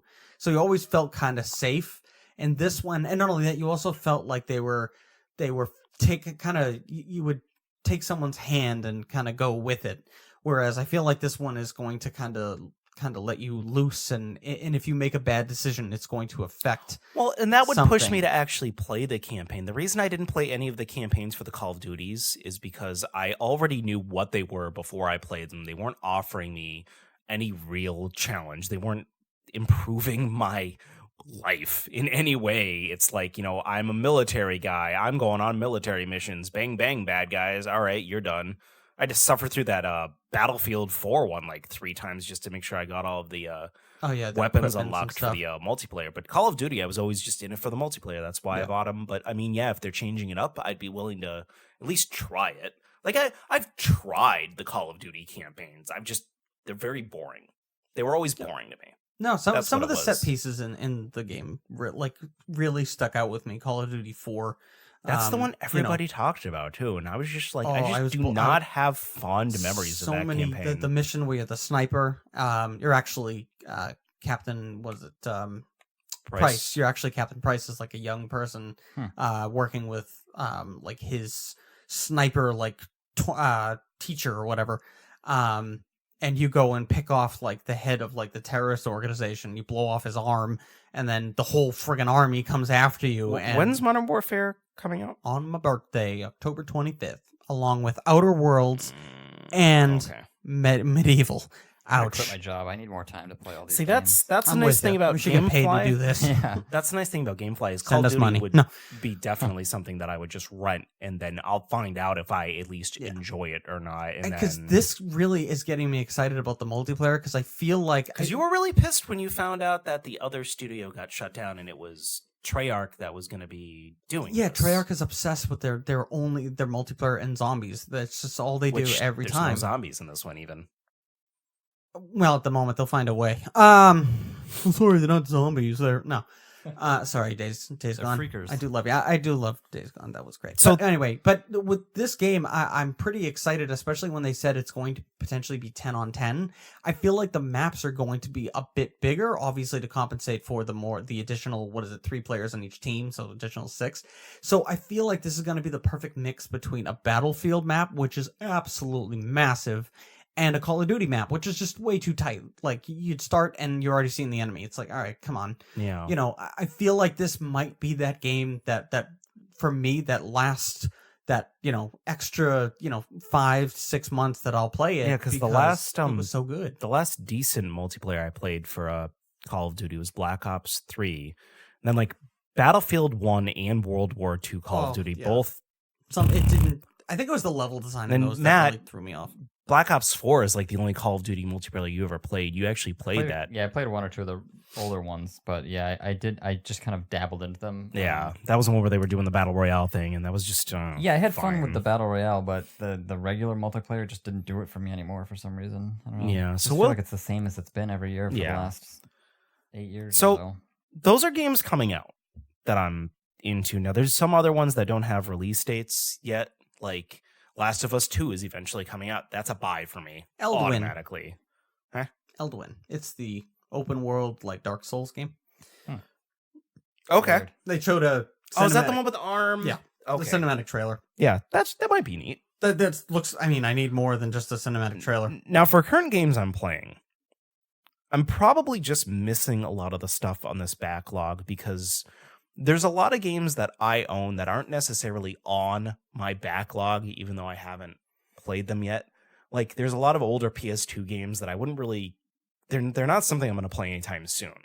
But they're there. They're there for me to eventually try it. Like, Jak 3 is on my shelf. I've never played it. I got it when PS2 games were like on super discount at GameStop because I'm like trying to buy like that's when I bought like Ico and Shadow of the Colossus and all those games that I knew that people had said a thing about. So for my current backlog, it's SpiderMan, Soma, Woohoo! Metro Exodus, Metro Exodus and SpiderMan I'm both currently renting from GameFly. Then Horizon Zero Dawn, Octopath Traveler, Horizon's awesome. Doom, Assassin's Creed Odyssey. I might finish God of War. I might get rid of it. Haven't decided yet. Red Dead Redemption 2. I gotta play through that story eventually. Question. Well, hang on. Let me get to the end of the list first. Then you can ask me all your stupid questions. No, it's just one. Fine. What's the one? Did you play Metro 2033 and Last Light? Because you might want to put those ahead of Exodus, because Exodus takes place after. Does it really matter? Like, am I still going to enjoy the game without playing those? I played the first Yeah, one, they're really good. I And not only didn't that, like it a lot, so. it's really... Well, I they're played- better, I played personally, the- in my mind. I played the first one. 2033? Yeah. Last Light was really good, too. I didn't play Last Light. Oh, but like, is that really going to like ruin Exodus for me if I don't play Last Light? I don't remember anything. It's not going from to ruin it, but those. it's a really good story. Okay. Can I play Exodus on its own and still have it be... You didn't like it because it was buggy. Minus the bugs. I'm talking about just the story. It builds the world more, though. That's what's neat about it. It's the same world. It's the same like people. It's just a different. I think it's a different hero. So, Okay. but I don't know. No, it's just it's good. It's just It's not like Metal Gear where like I'm gonna have like absolutely no idea what's gonna go. Like it's its own story, isn't it? It is. It's just. I'm not more the playing those other two before I try Metro Exodus. Let's put it that way. I'm renting it from GameFly right now. I'm not renting it for.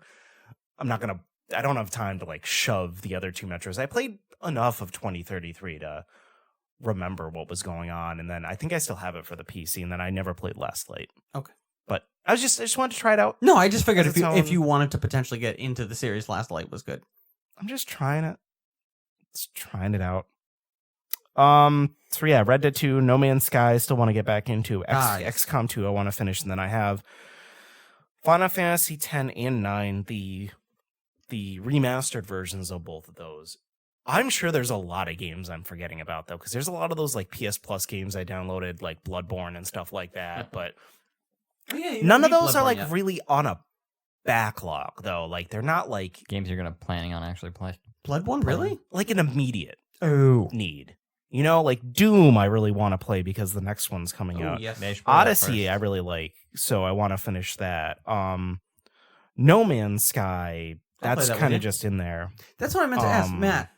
Dan. Because you, you love the idea of like being the first for things. Yeah. Did that game draw you in with you get to No Man's name? Sky? You get to draw like name this, and it's permanent. Like I don't that's know. your thing. And For some I reason, figured that game would be right up your alley. For some reason, when that game was coming out, I was one of the people that was like, "This looks awful, and everyone's wrong about this. Like, there's nothing to this game at all." That's how I felt when Dan tried to And get me like to play it. everyone was giving these great like previews of it and saying, "Oh, all these cool things you can do." I'm like, "All right, that all sounds great," but I've watched all these videos on it, and he's just walking around a like An empty landscape, planet, empty planet Initially. doing nothing.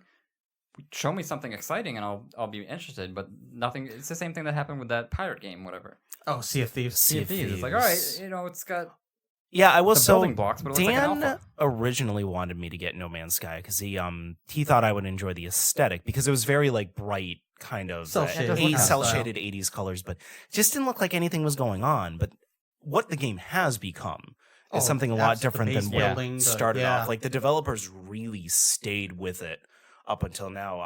When I tried it, I bought it on sale a few months ago, and I was enjoying it Oh, you for what own it it? was worth. Yeah. Oh, I didn't realize you actually owned it. I thought you just Yeah, I had read a bunch bunch of articles about how there was this new expansion coming out Yeah. or DLC and what the game had become, and I saw it on the PlayStation Store for like $10 or something like that. Oh, So I'm yeah. like, okay. I played it. I played it for at least like 3 or 4 hours. That'd be a fun game we could all play. Well, at the very least, I'm gonna continue it. But I said, I'm sure there's a lot of games I'm forgetting about. But there's games that I own that are kind of just gonna be those flavor of the month games. Like I'm in the middle of this list and something I'm like, I just need something different. I'll look at my like PS Plus downloaded games or like my shelf of like really old.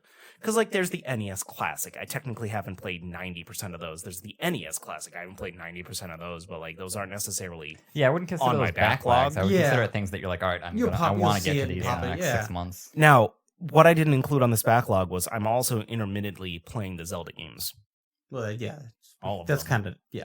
So I feel like all Zelda games should be on everyone's backlog. Just They're just constantly that cycling good. back I and forth. don't. I have some of the bad ones on my backlog though. Technically, because I Yeah, have but you to, gotta appreciate a bad one to see it. Yeah. You know, you gotta try a 5 to What, appreciate a 10. What about you guys? How bad is your backlog? I know you wanna James go? is horrendous. Matt, yours should have barely any. I like to play a lot of Wait, games. wait. Why is his? Because he does nothing but play video games and he doesn't acquire a backlog. He just ends up playing everything. You buy everything and then don't finish anything. That's not true. That is very true. That is totally not true. Boom, You know what? Just because of this, when I go home, I'm going to check the last 6 games and see if I've at least gotten 30% past and I'm going to continue it. So, like, Sekiro, I'm going to beat it. Crackdown 3, I'm going to beat it. Rage 2. I'm just story was calling crap. a Just beat it. spade Let the here, Spike Dan. Gaming begin. Not a spit. No, I beat, like I said, I'm going to beat Sekiro. So you're going to go purposely beat games just to prove me wrong? No, but I do beat. That's what it sounded like to me. Spike Gaming. I'm pro this. I think you should You Spike can be the game. mediator. Yeah. No, I'm just saying Matt has like no backlog, Text basically. them. Well, I have a backlog, but it's a lot of games I've already played. Well, not a lot, but So is it really a backlog then? yeah. So I mean, there's a few games. Now that we've been talking about playing the Final Fantasy VII again, I want to play that. I can add Final Fantasy VII. I know too. I've already talked about Legend of Dragoon on this podcast. Woohoo! I want to play that again because I haven't played it in at least a few years. I want to play. So 2 more things. I want to play Breath of the Wild again. So I beat that game, but I didn't really do everything. I just kind of mainlined it. I did the some same of thing, I did too. some of the shrines, but I didn't really go around and search. I got kind of annoyed at like the strength shrines and some of the more tedious parts of that game. So I want to go through it again and actually try to beat most or all of the shrines at some point, and like more of the just more exploring and Would things this like be that. a good time for you to bring up what you're doing this weekend? I'm playing video games in New York this weekend for 48 hours straight. That is Just an for fun. awesome thing to do. Just me and my buddies from high school. I So think we should I'm do probably that. gonna be. Yeah, I'd be down for that. I'm probably gonna be playing Breath of the Wild there, so I'll at least be able to get a big start into that. We could do that. Like Yeah, make an because- event out of it, because I live have- stream it. Well, because I also have the downstairs. I have the television. Oh, the front, 2. the back, and then you could put a television on that table. Yeah. So there'd be cool. 1, 2, 3. I'd be down for that, actually. So that would be a lot of sometime. fun. Play some Yeah. So- multiplayer. Well, Link he is specifically. These are all people playing single player games on different TVs. Yeah, we That's could do that's that what too. it is. I mean, Yeah. you could do whatever. So so I'm gonna start that this weekend. That should be fun. This is one I had started a little while ago. Was the Final Fantasy X, which I'm pretty much done with, and then Final Fantasy X-2, which is actually a lot of fun. I want to try to beat it. I'm hoping I can juggle all these big games at the same time. And then the other thing I want to do, and these aren't games I've played before, is I got PlayStation VR last year, and I loved it. I loved Astrobot. It was my Just bought that. game. Yeah, my game of 2018. So I'd recommend it to anyone. Wow, that much praise. Yeah. Wow. All It right. is Maybe I gotta hook this thing up then. Damn, Yeah, I it's- told you it's a it's- I bought it. really I bought fun it. game. I bought it. Yeah, So I'm that's excited. such a mind blowing game. Like it was, I haven't like just smiled like a goofy like 12-year-old playing. When I was playing Metal Gear. That's how it felt. Like it felt like I was playing Metal Gear for the first time. It's such Wow, it's all such right. an adorable game.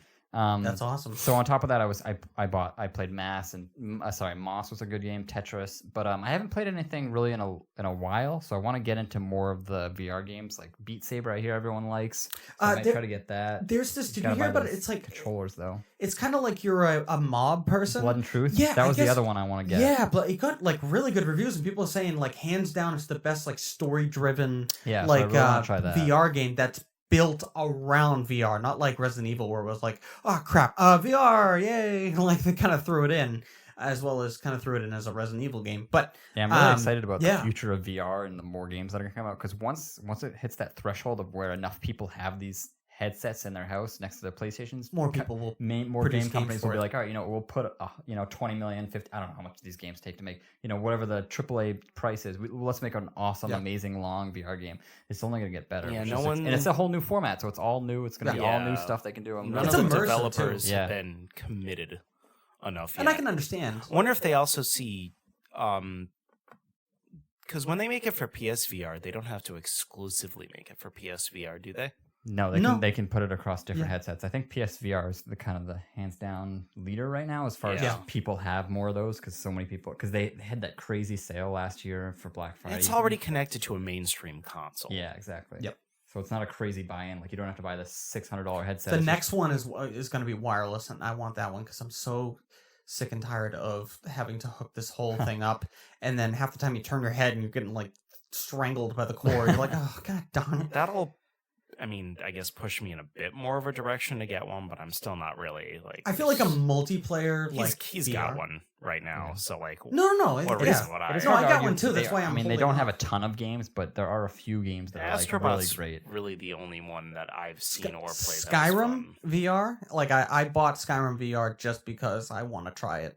Because I feel like the world is awesome. As much as I feel like I don't think I need to see those textures up close.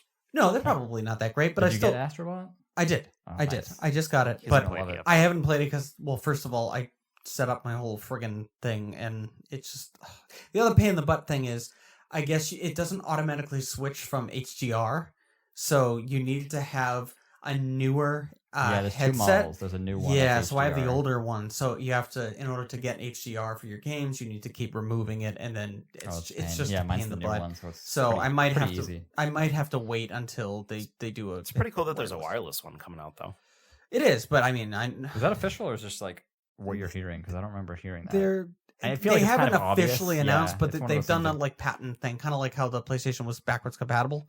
So there's proof that they're doing it. It's just the question of when that they're thinking about it. No, they have to. That seems to be one of the biggest complaints, so I can't imagine they wouldn't. Yeah, but because a lot of time in R&D, the Quest is already wireless, so there is technology out there that's already capable of doing it. No, I'm just saying that a lot of times in R&D they'll put patents on something just in the case that they make it a thing, but then it might end up not being feasible yet or at all. So just because they're patenting backwards compatibility for the PS5 or the wireless VR set doesn't necessarily mean it. It's just a good sign that it probably will. Well, yeah, and I figure considering there is something that's already on the market and it's not ridiculously priced, I think it's the regular like $500 for the Oculus Quest, which isn't horrendous for a VR headset. Because I remember the Vive or Vive or something was like Vive was something like I think it was like $700 or $800, and I was like, holy crazy. Is there anything on your backlog that's not something you've already played? Like I just said, the VR stuff, Beat Saber, Blood and Truth. Beat Saber, I've heard fun things about. I have. That's the one where you're taking like the sticks and you're and I was always a big fan of DDR growing up, really so like that's kind of like that. context. I have a bunch of games that I have on my GameFly queue that I want to play, but I'm not like obsessed. Like A Plague Tale, which actually came out recently, that's getting really good reviews. Same company that or same developer, I think, that made Vampire. Yeah, World War Z is a game I want to try out. Iconoclast, I'm going to try that out. Oh, I have World War Z, so if you want to try it. Oh, sure. Online. Trials Rising, I want to try that out. The dirt bike game? Yeah, Pokemon Let's Go Pikachu. Fun. Try that out. Strange Brigade, which is like a 4-player online game. It's weird. That I thought would be worth a try. The Crew 2, which I don't think is going to be good, but I want to try it anyway. There's nothing on my So it's just like a bunch of stuff that I just like. This is all stuff on my GameFly, so it's like stuff I wouldn't really buy, but I'm still curious about. So nothing on my backlog is things that because there are games that I have beaten that I do from time to time but I don't really consider that backlog just because that's just really like what I'm feeling at the time. It's not something like I've been waiting to play. Okay, Dan, how many hundreds of games are on yours? It's not hundreds. I've consolidated down to one. So there are ones on your backlog that you had to leave off because we'd run out of time. Yeah. Anyway, so Dishonored would be one of them. So it'd be actually a Dishonored series. It'd be Dishonored 1 and 2. I would like to play because I really enjoyed Arcane Studios' style of combat. Vampire, which I'm playing right now. Prey, which is another one from Bethesda, which I've heard raving reviews about, and also I guess their DLC called Moon Crash got fantastic. That came out within the past year, right? Maybe a little longer than that. Yeah. Yeah, that's a weird game because it got amazing reviews, but I just did not like it at all. Again, it gives me that Bioshock feel of like I'm just picking up like a candy bar, but it's like that's your healing item, and it kind of does. The problem I had with it was like all the enemies you're fighting are very generic black blobs. It's like the characters in Kingdom Hearts, where it's like, put some more effort into these enemies, but I don't know. Okay. Everyone else seemed to like it, so I'm pretty sure I'm wrong. I could be disappointed. I literally just got past like the test area, and then the scientist is that's like, actually really dead. cool. So I'm starting to get into the open part of the ship, but for Xbox One, I have not beaten, and I know probably Andy's gonna roll his eyes, but I have not beaten Halo 4 or Halo 5, and I think I still would like to. Yeah, he's making that face. I don't know. Halo 4 was I don't have anything to say about Halo 5 because I didn't have an Xbone. Yeah, Guardians or whatever. I don't know. Halo 4 was just a very forgettable campaign. Oh, that's unfortunate. But go on. There's another game also called it's called Recore. It's that was a game that I was really interested in, even though I didn't have an Xbox, but it got like very mediocre reviews. And I think it was because it was buggy. Cute. It is robots. It is, and not only that, the dog robot is customizable, so you can find parts. I like robots. Yes. So Recore was one of those games that I wanted to go back to, as well as I have. It's not on my list technically, but a game that I never beat, but have played a lot of it. Is Sunset Overdrive. I never beat it, but I came did out play a it while ago. Yeah, like launch game or launch window at least. Yeah, that was a very quick game. That's when I got excited, like, hey, maybe the Xbox is going to have some exclusives. Whoops. And then going back to the Xbox 360 series, I noticed that I forgot. I was so disappointed that Fable 4 was not announced, and I was like, I really would enjoy going back and playing the Fable series, 1, 2, and 3, especially when they did an anniversary edition of 1, so it's basically like an HD 1. And then 2 and 2 I played and it was great. For the Xbox One or the 360? 360. They called it like Fable like Anniversary Edition, and it was like updated textures, and then on top of that, they made it backwards compatible for the Xbox One, which makes it play even better. So, it almost plays equivalent to like 2 and 3 now. Not, right up to par with like the frame rates and stuff like that, but and then. Obviously, there's some Zeldas that I have gotten into, but not very far.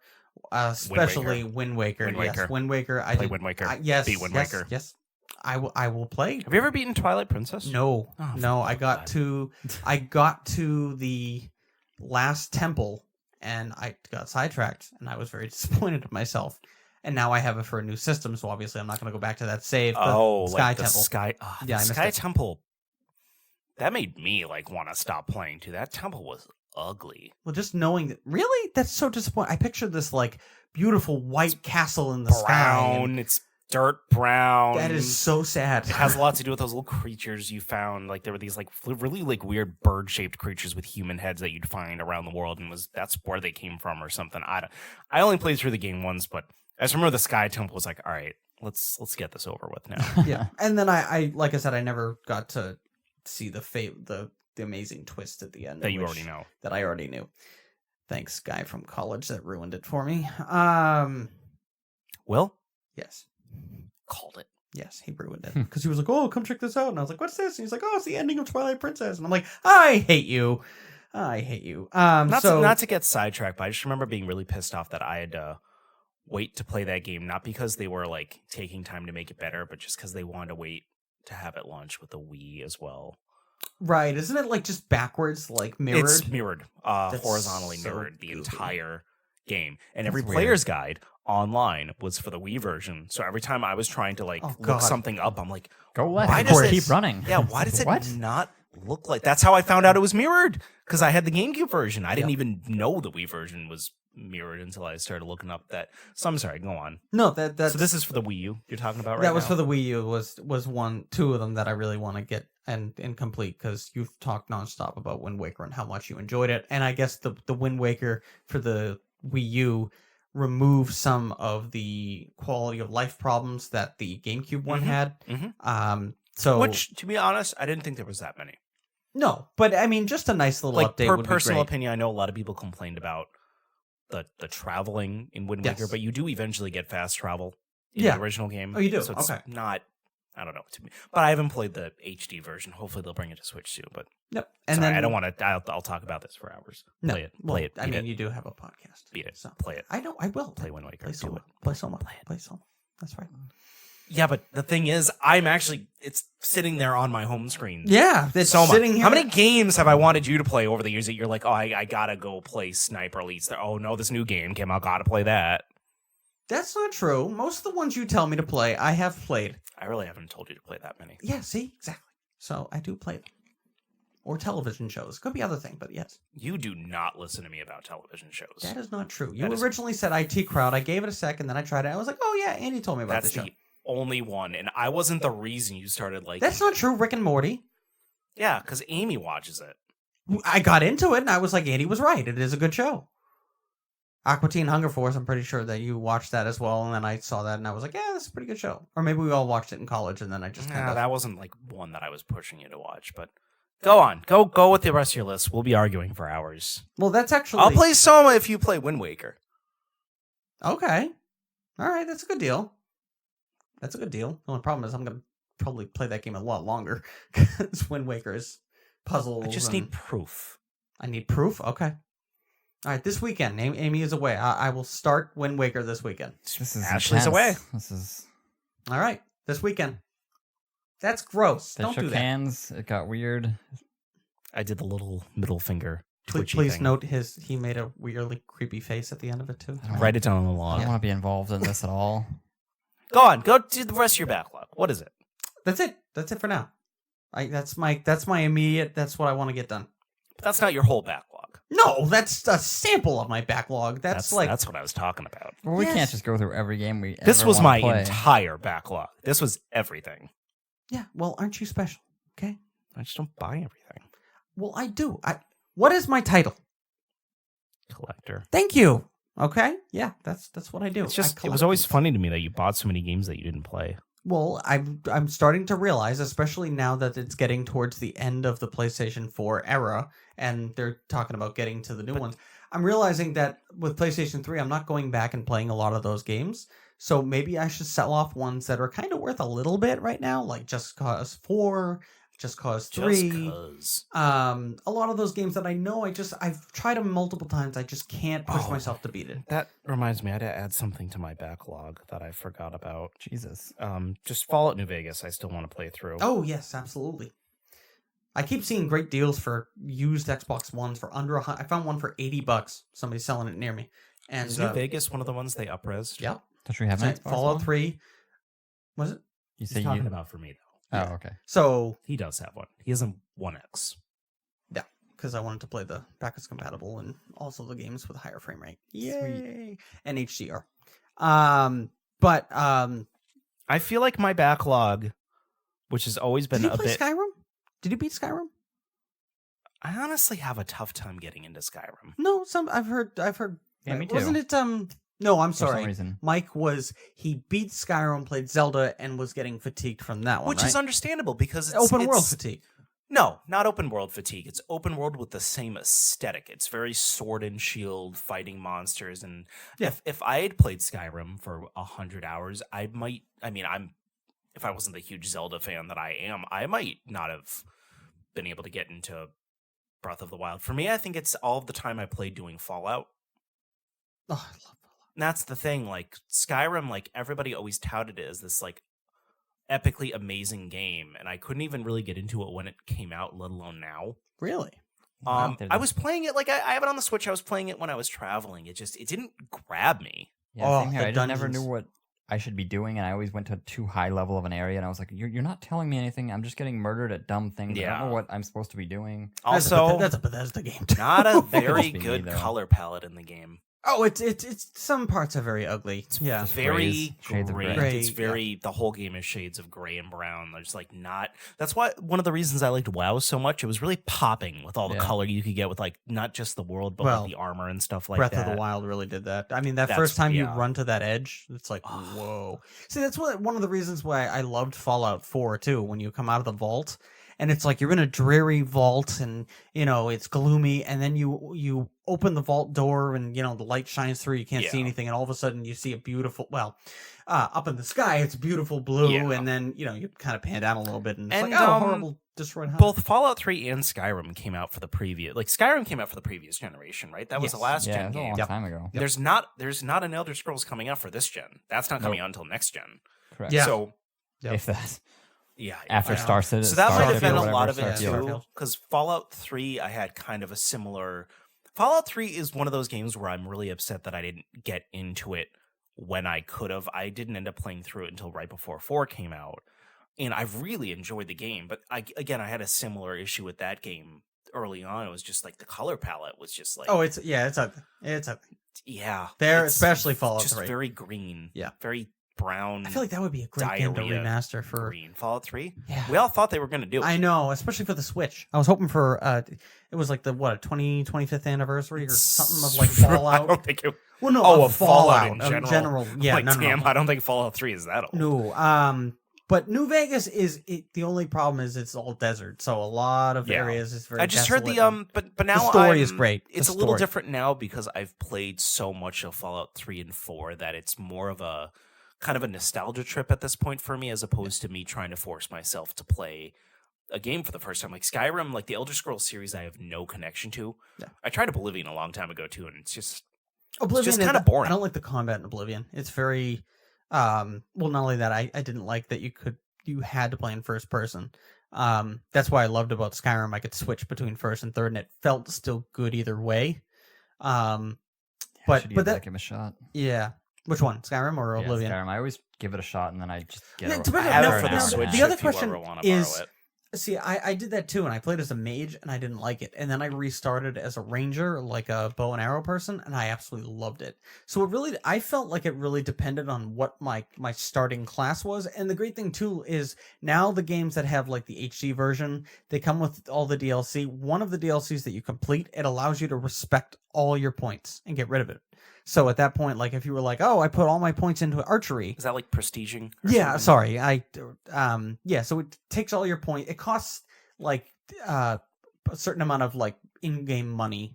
But then you can do it as many times as you want. So at one point I had the bow like completely leveled up, and it gets to the at the end of like your bow level up, you're doing like 8 times the damage if they don't see you.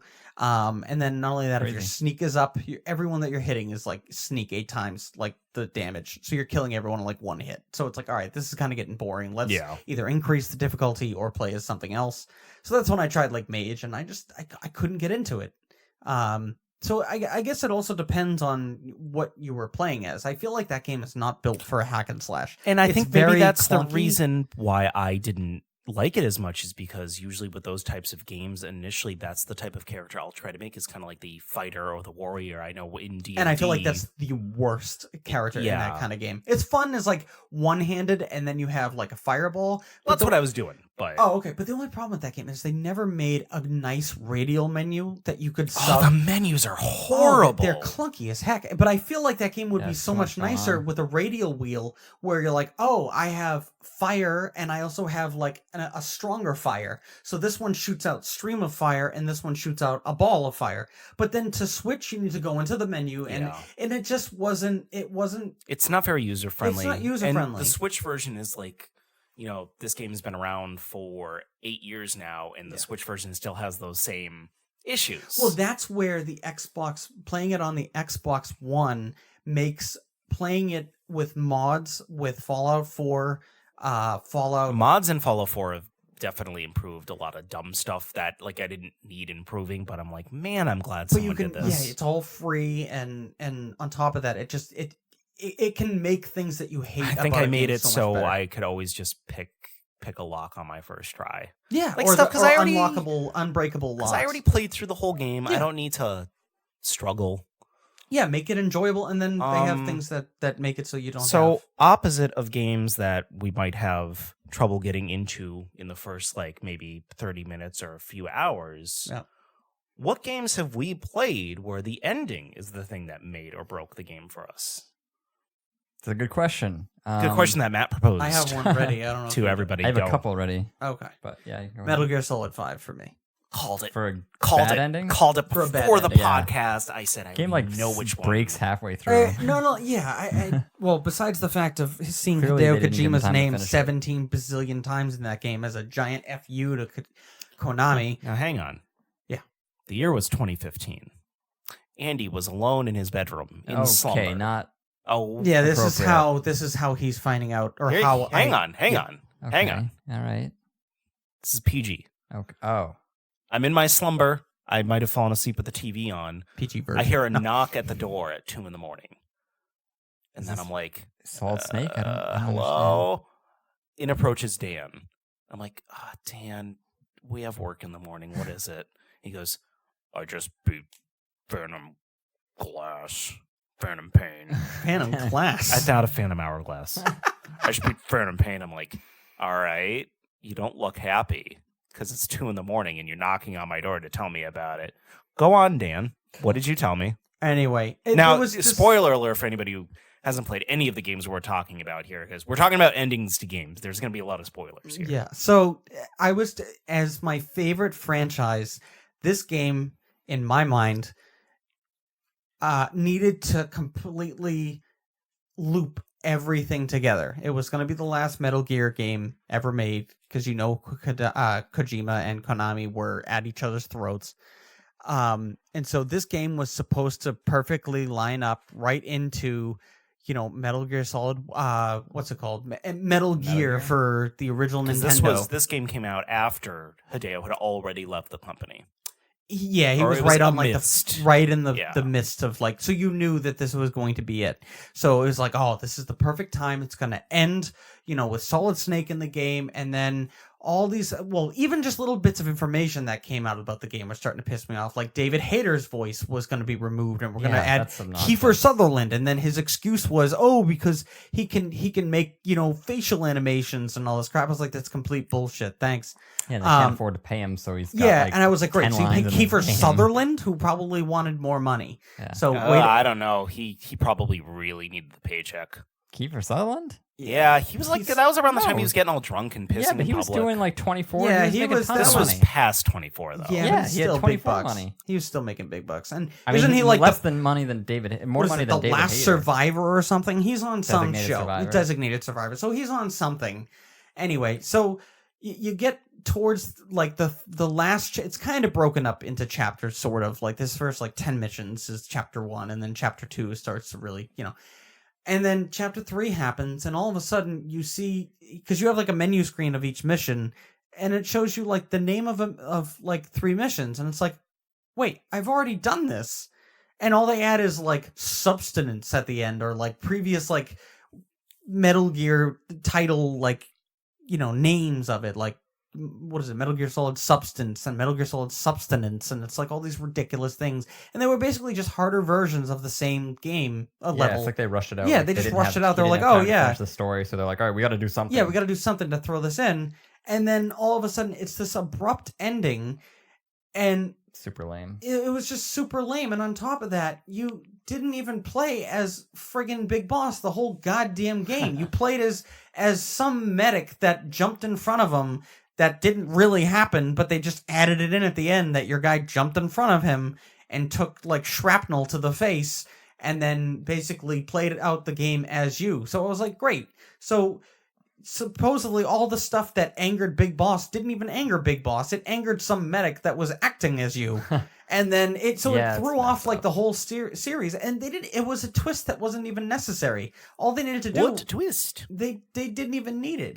The fact that he had to kill off a lot of his own people because they were getting sick of some disease was, hey, this is something that would make me pissed off and angry and could potentially turn you into a bad guy. But it doesn't. It turns this random medic guy that gets pissed off, goes in, kills everyone in his his military hospital, walks out and goes, that was a shitty day. I'm mad. But then he ends up dying in the Metal Gear, what was it? The Metal Gear video game. You can tell he's really passionate because he's yelling really loud about it right Sorry, now. I will keep the voice down. But then somehow Big Boss takes up his mantle. It's like, no, it's supposed to be the opposite.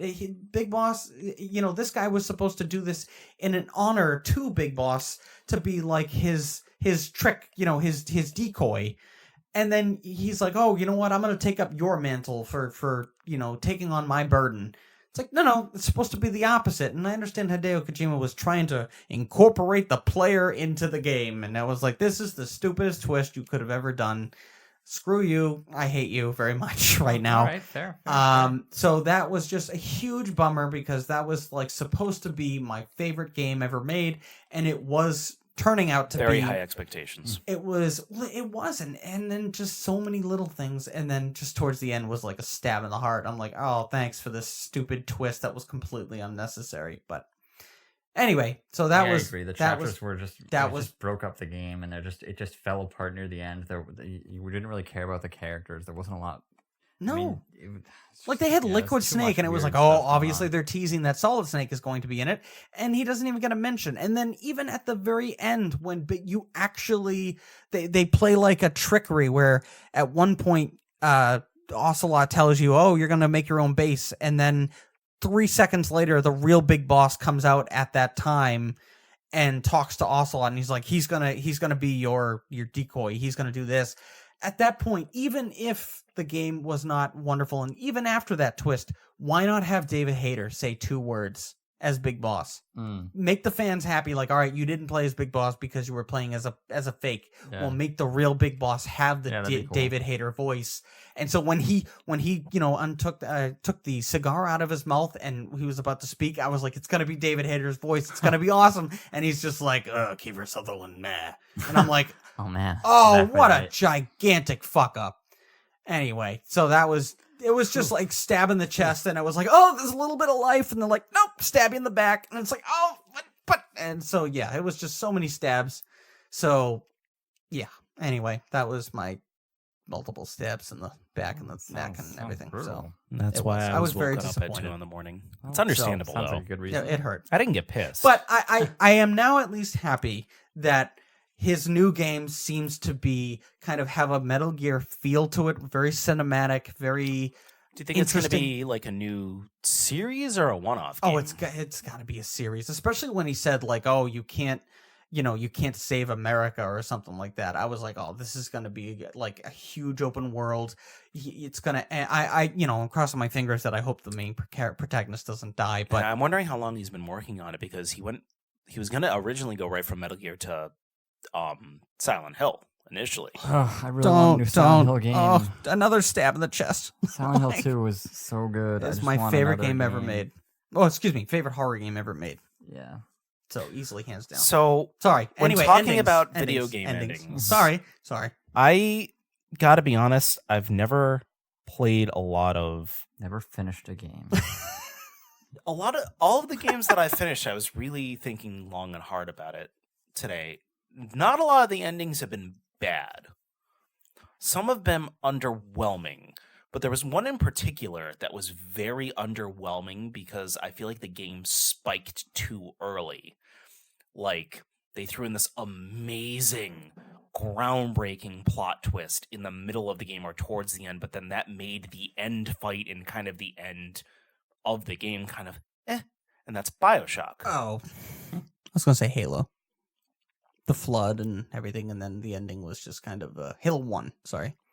No. But anyway, sorry, go ahead. Okay, BioShock. What's BioShock? Because it had that amazing that I agree. Would you kindly twist? That was like one of the biggest mindfucks. And that didn't get spoiled for me before I played the game. Yeah, no, it didn't for me either. Even though I lucky. played the game like 4 years after it came out. Because that was all like there was so much meta going on with that because in every single game you play, you as a player, as a person with a controller, are being told to do things. But in this game, it's like you were being told to do things using your controller, which is what you would do anyways. But in the game, he was mind controlling you to do that. Like, that was that was a mind trickery. eye opener. Nice. But then the final boss battle was just completely forgettable. I don't even remember what the last boss battle is. He ingested a lot of Adam into himself, and you just kind of shot at him until he died. Oh, a generic big boss. Really, it was. It was a very generic big boss. So that game did peak early. So it wasn't necessarily a bad ending or even an ending that ruined the game. It was just very underwhelming because you blew your load too soon on that earlier plot twist. So that was the first one that came to my mind. What about you, Matt? Cool. Sorry, that's not like as long or deep of a story as Dan had about. No, it's fine. Sorry, it was a personal Phantom Hourglass. I'm gonna be pretty quick too. There's two things I wanted to mention. One, really good ending, and then two, something that really annoys me about how games ends. So start with the annoying one first. I'm getting really annoyed at games that end have a stupid amount of bosses, basically. So I'm playing FF10 and I'm at like one of the last bosses. I've beaten maybe 5 or 6 last bosses. So you gotta beat Unalescus, you gotta beat Sin like multiple times. You have to beat Sin both of his sides, then you have to beat his core, then you have to beat Sin again, then you have to beat I forget his name, some other guy, and then you have to beat Jack. This is all right. Isn't it with the little circle wheel thing that you have to... Yes. Oh, Seymour. Seymour, yes. So sorry, Seymour. Just beat him, then you got to beat Jack, then you got to beat some Guardian. And this is the same... Oh my God, I remember This is the same problem I had with... I never beat Kingdom Hearts 3, another Square game, because I was like, all right, I hope I'm close to the end of this game, and I looked up how much more I had, and it was like, well, you're at the last part, but there's 12 bosses you have to fight now. And it's like, I don't want to fight 12 bosses right now. And it's not that I think like, oh, these are too hard or it's too frustrating.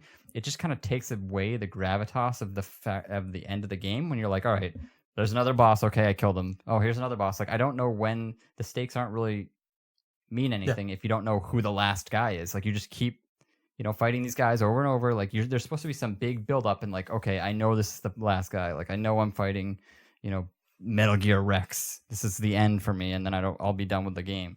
And it just, I don't know. It's a thing, and I see it on a lot of video games, especially in RPGs where it's turn based. Oh my God! But it's like, just get to the end, do a build up, Final have Fantasy a big 12 boss. did that. Yeah, have a big fight at the end. The Final Fantasies have just in general been getting like worse at and the worse end of for 12 because he has like 3 forms, and I got to his last it's form, like, and I have no resources, so it's like I can't do anything, resources. and it's stuck at like a save point that I can't go back. So I was like, you're just dragging it on, so there's no stakes left. It's just annoying. And the other thing was, I just wanted to give a shout out to a good game. The first Red Dead Redemption ending was fantastic.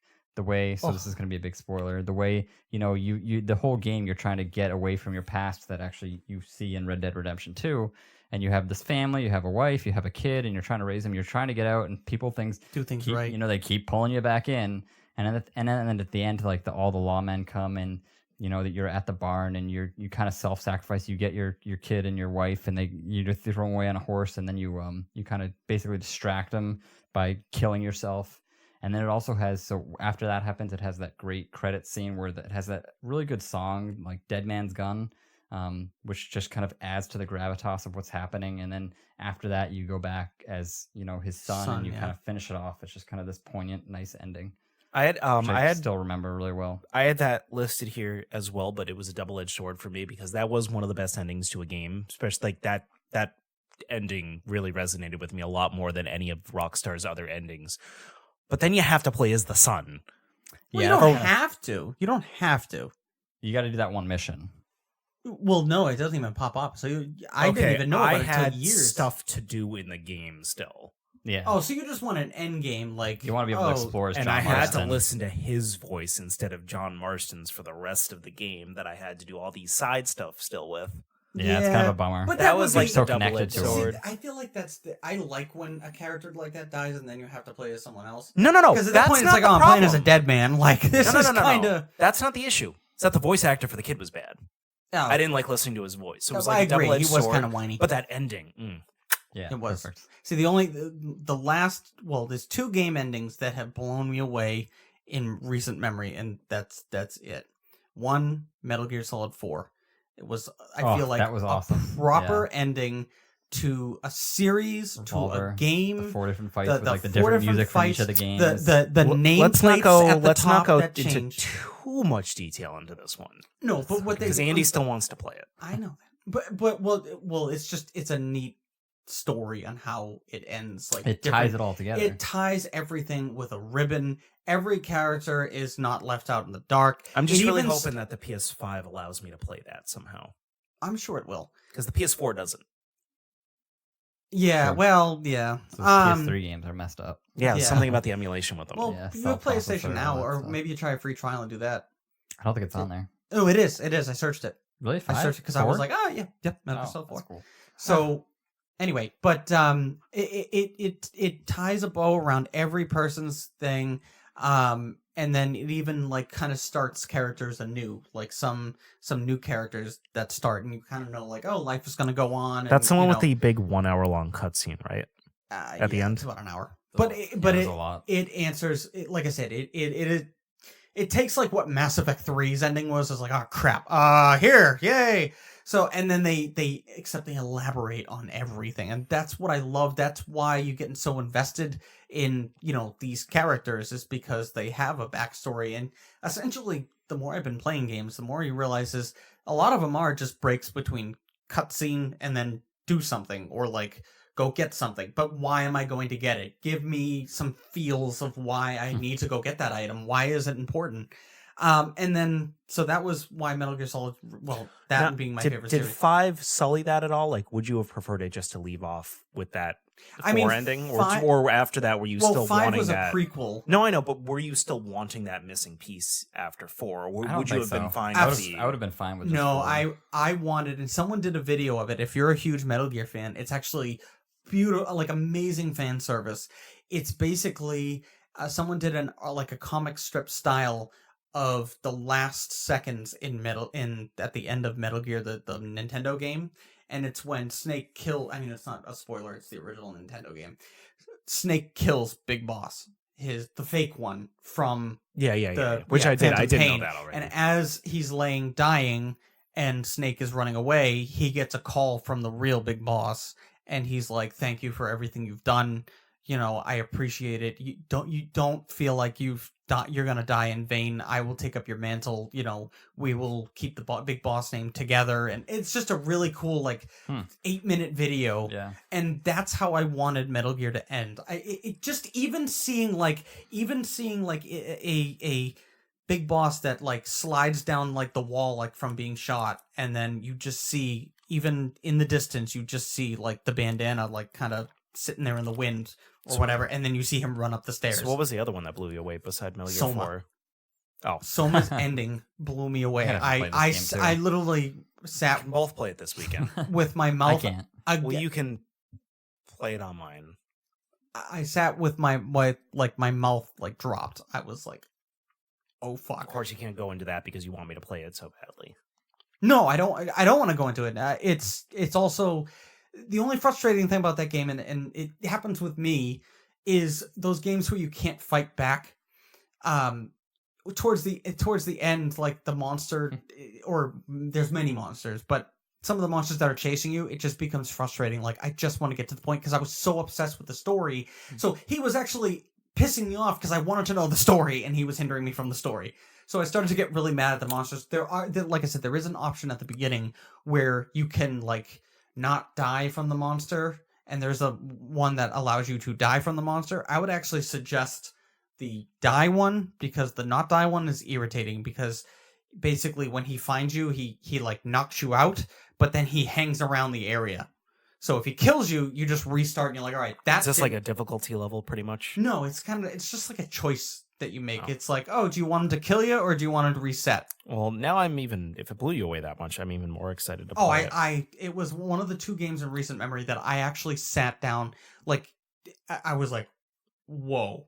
Yeah, I haven't had that moment in a long time. Although I hope I'm not overselling it, but I mean, it was a free just PlayStation about Plus it, game. Makes me it kind of makes my heart sink or change. It was just whoa. There was 2 other games I wrote down here. I mean, there have been other endings that have really resonated with me. The ending for Final Fantasy VII, to just see a game that had all of these just cutscenes built in back when that was not a thing.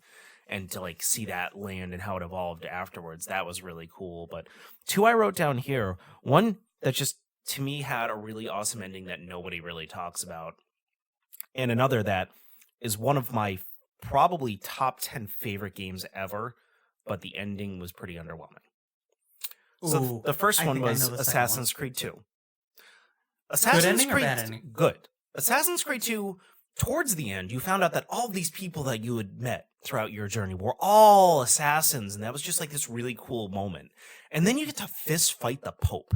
That was pretty cool. That epic of like Wow. sneaking into the Vatican. Yeah. That was epic. That's the That type was of epic. Assassin's Creed that I miss, that I still haven't found in Odyssey. I'm enjoying You won't, Odyssey. yeah, you won't find that in Yeah, Odyssey so I'm far. enjoying Odyssey as a different type of Yeah. game. Yep. But Assassin's Creed, that was like at the height of Assassin's Creed for That me. was That and Brotherhood. That I forgot about. and sneaking into- the alien things happen afterwards. that was weird. But that moment where like you found out that all of these friends, because years and years and years had passed throughout the game, decades had passed throughout that game, Yes. because you're a little older at the end of the game, and then like you suddenly find out that all of the people that you've helped and who have helped you throughout the game were a part of this creed, and fist fight the Pope. It was just such a cool ending. Sounds It random. was awesome. It was awesome. And another game that's one of my favorite games, but you probably know it, Breath of the Wild. Yes. The final boss for Breath of the Wild, like battling Calamity Ganon, was just kind of boring. Like, Well, you were super over because you did everything, so you might have I been super overpowered at that point. the boss even took a long time. Yeah, he did. Like I really just For I me, kept at least. saving up Gerudo's lightning thing. I just kept saving up that and using it on him. Like he wasn't even that challenging. It was just long. No, it was frustrating. And then the ending of the game was very nice. Like after you beat the boss, like the world is saved, you want to go out and like check out the rest of the world with Zelda. I'm like, oh, is this going to be the first Zelda game where you get to play as the characters after the boss? No, it's going to go back to my previous save. But now they're continuing the game. And it looks like it's going to be darker, and I think that's Ganon being resurrected there in that trailer. Most people assume that that's Ganon being resurrected in that trailer, so that's kind of mind-blowing. Ganon, like the human Ganon? I would love the human like Ganon the in that Calamity game. Ganon. Oh, I want the human one. I think mean, that it would looked be like cool. his human form in there. Oh, see, I didn't really pay close attention. Rewatch to the trailer. Oh, okay. It looks creepy. I would love the human version. That would be so cool. They haven't had that version in quite a while. Yeah. Twilight Princess didn't even have that version, really. It was Wind Waker was the last time that had that like kind of like physical form. There wasn't even like an allusion to him having like a regular physical form in this game, if you think about it in Breath of the Wild. But like yeah, like Breath of the Wild, all four of the boss battles in those dungeons were kind of underwhelming, and then Yeah. the final the amazing thing about that game was exploring the world and doing everything in it. And it just sucks that it kind of had that like little niche for me, like, the Sure. dungeons, there weren't those like differentiating dungeons, and then like the Ganon boss battle was a little weak, so we'll see. Is there any more you want to talk about, Matt? No, I think I got covered much everything I wanted to. All right. What'd you guys think about how this kind of special episode went, where we didn't have as much of a direction or a plan? It's good, and I like it. Oh, I Just thought talk you were about asking whatever. our audience. No, I was asking you specifically. No, I enjoyed it. We'll wait for our 8 to 10 fans to let us know whether or not they liked it. He is being very optimistic. I like it. That's the average we've been getting. I mean, the max we've been getting on downloads per episode is like, I think the best was our E3 predictions episode with like 31 or 32. Wow. That was just last week. We have not. No. Oh, I'm sorry. 2 weeks ago. That was like episode 3 or 4. That was our E3 prediction episode. Right. Okay. I'm sorry. Yeah, I kind of like this format. Just like chill, talking, not as much structure. We still talked about the major stuff that happened. There was one other random piece of news I just remembered while Dan was talking about. I don't know, whatever. Thanks. But I've already forgotten what it was. Maybe it'll come to me next week. But yeah, boys, men, Yes. where can people find you?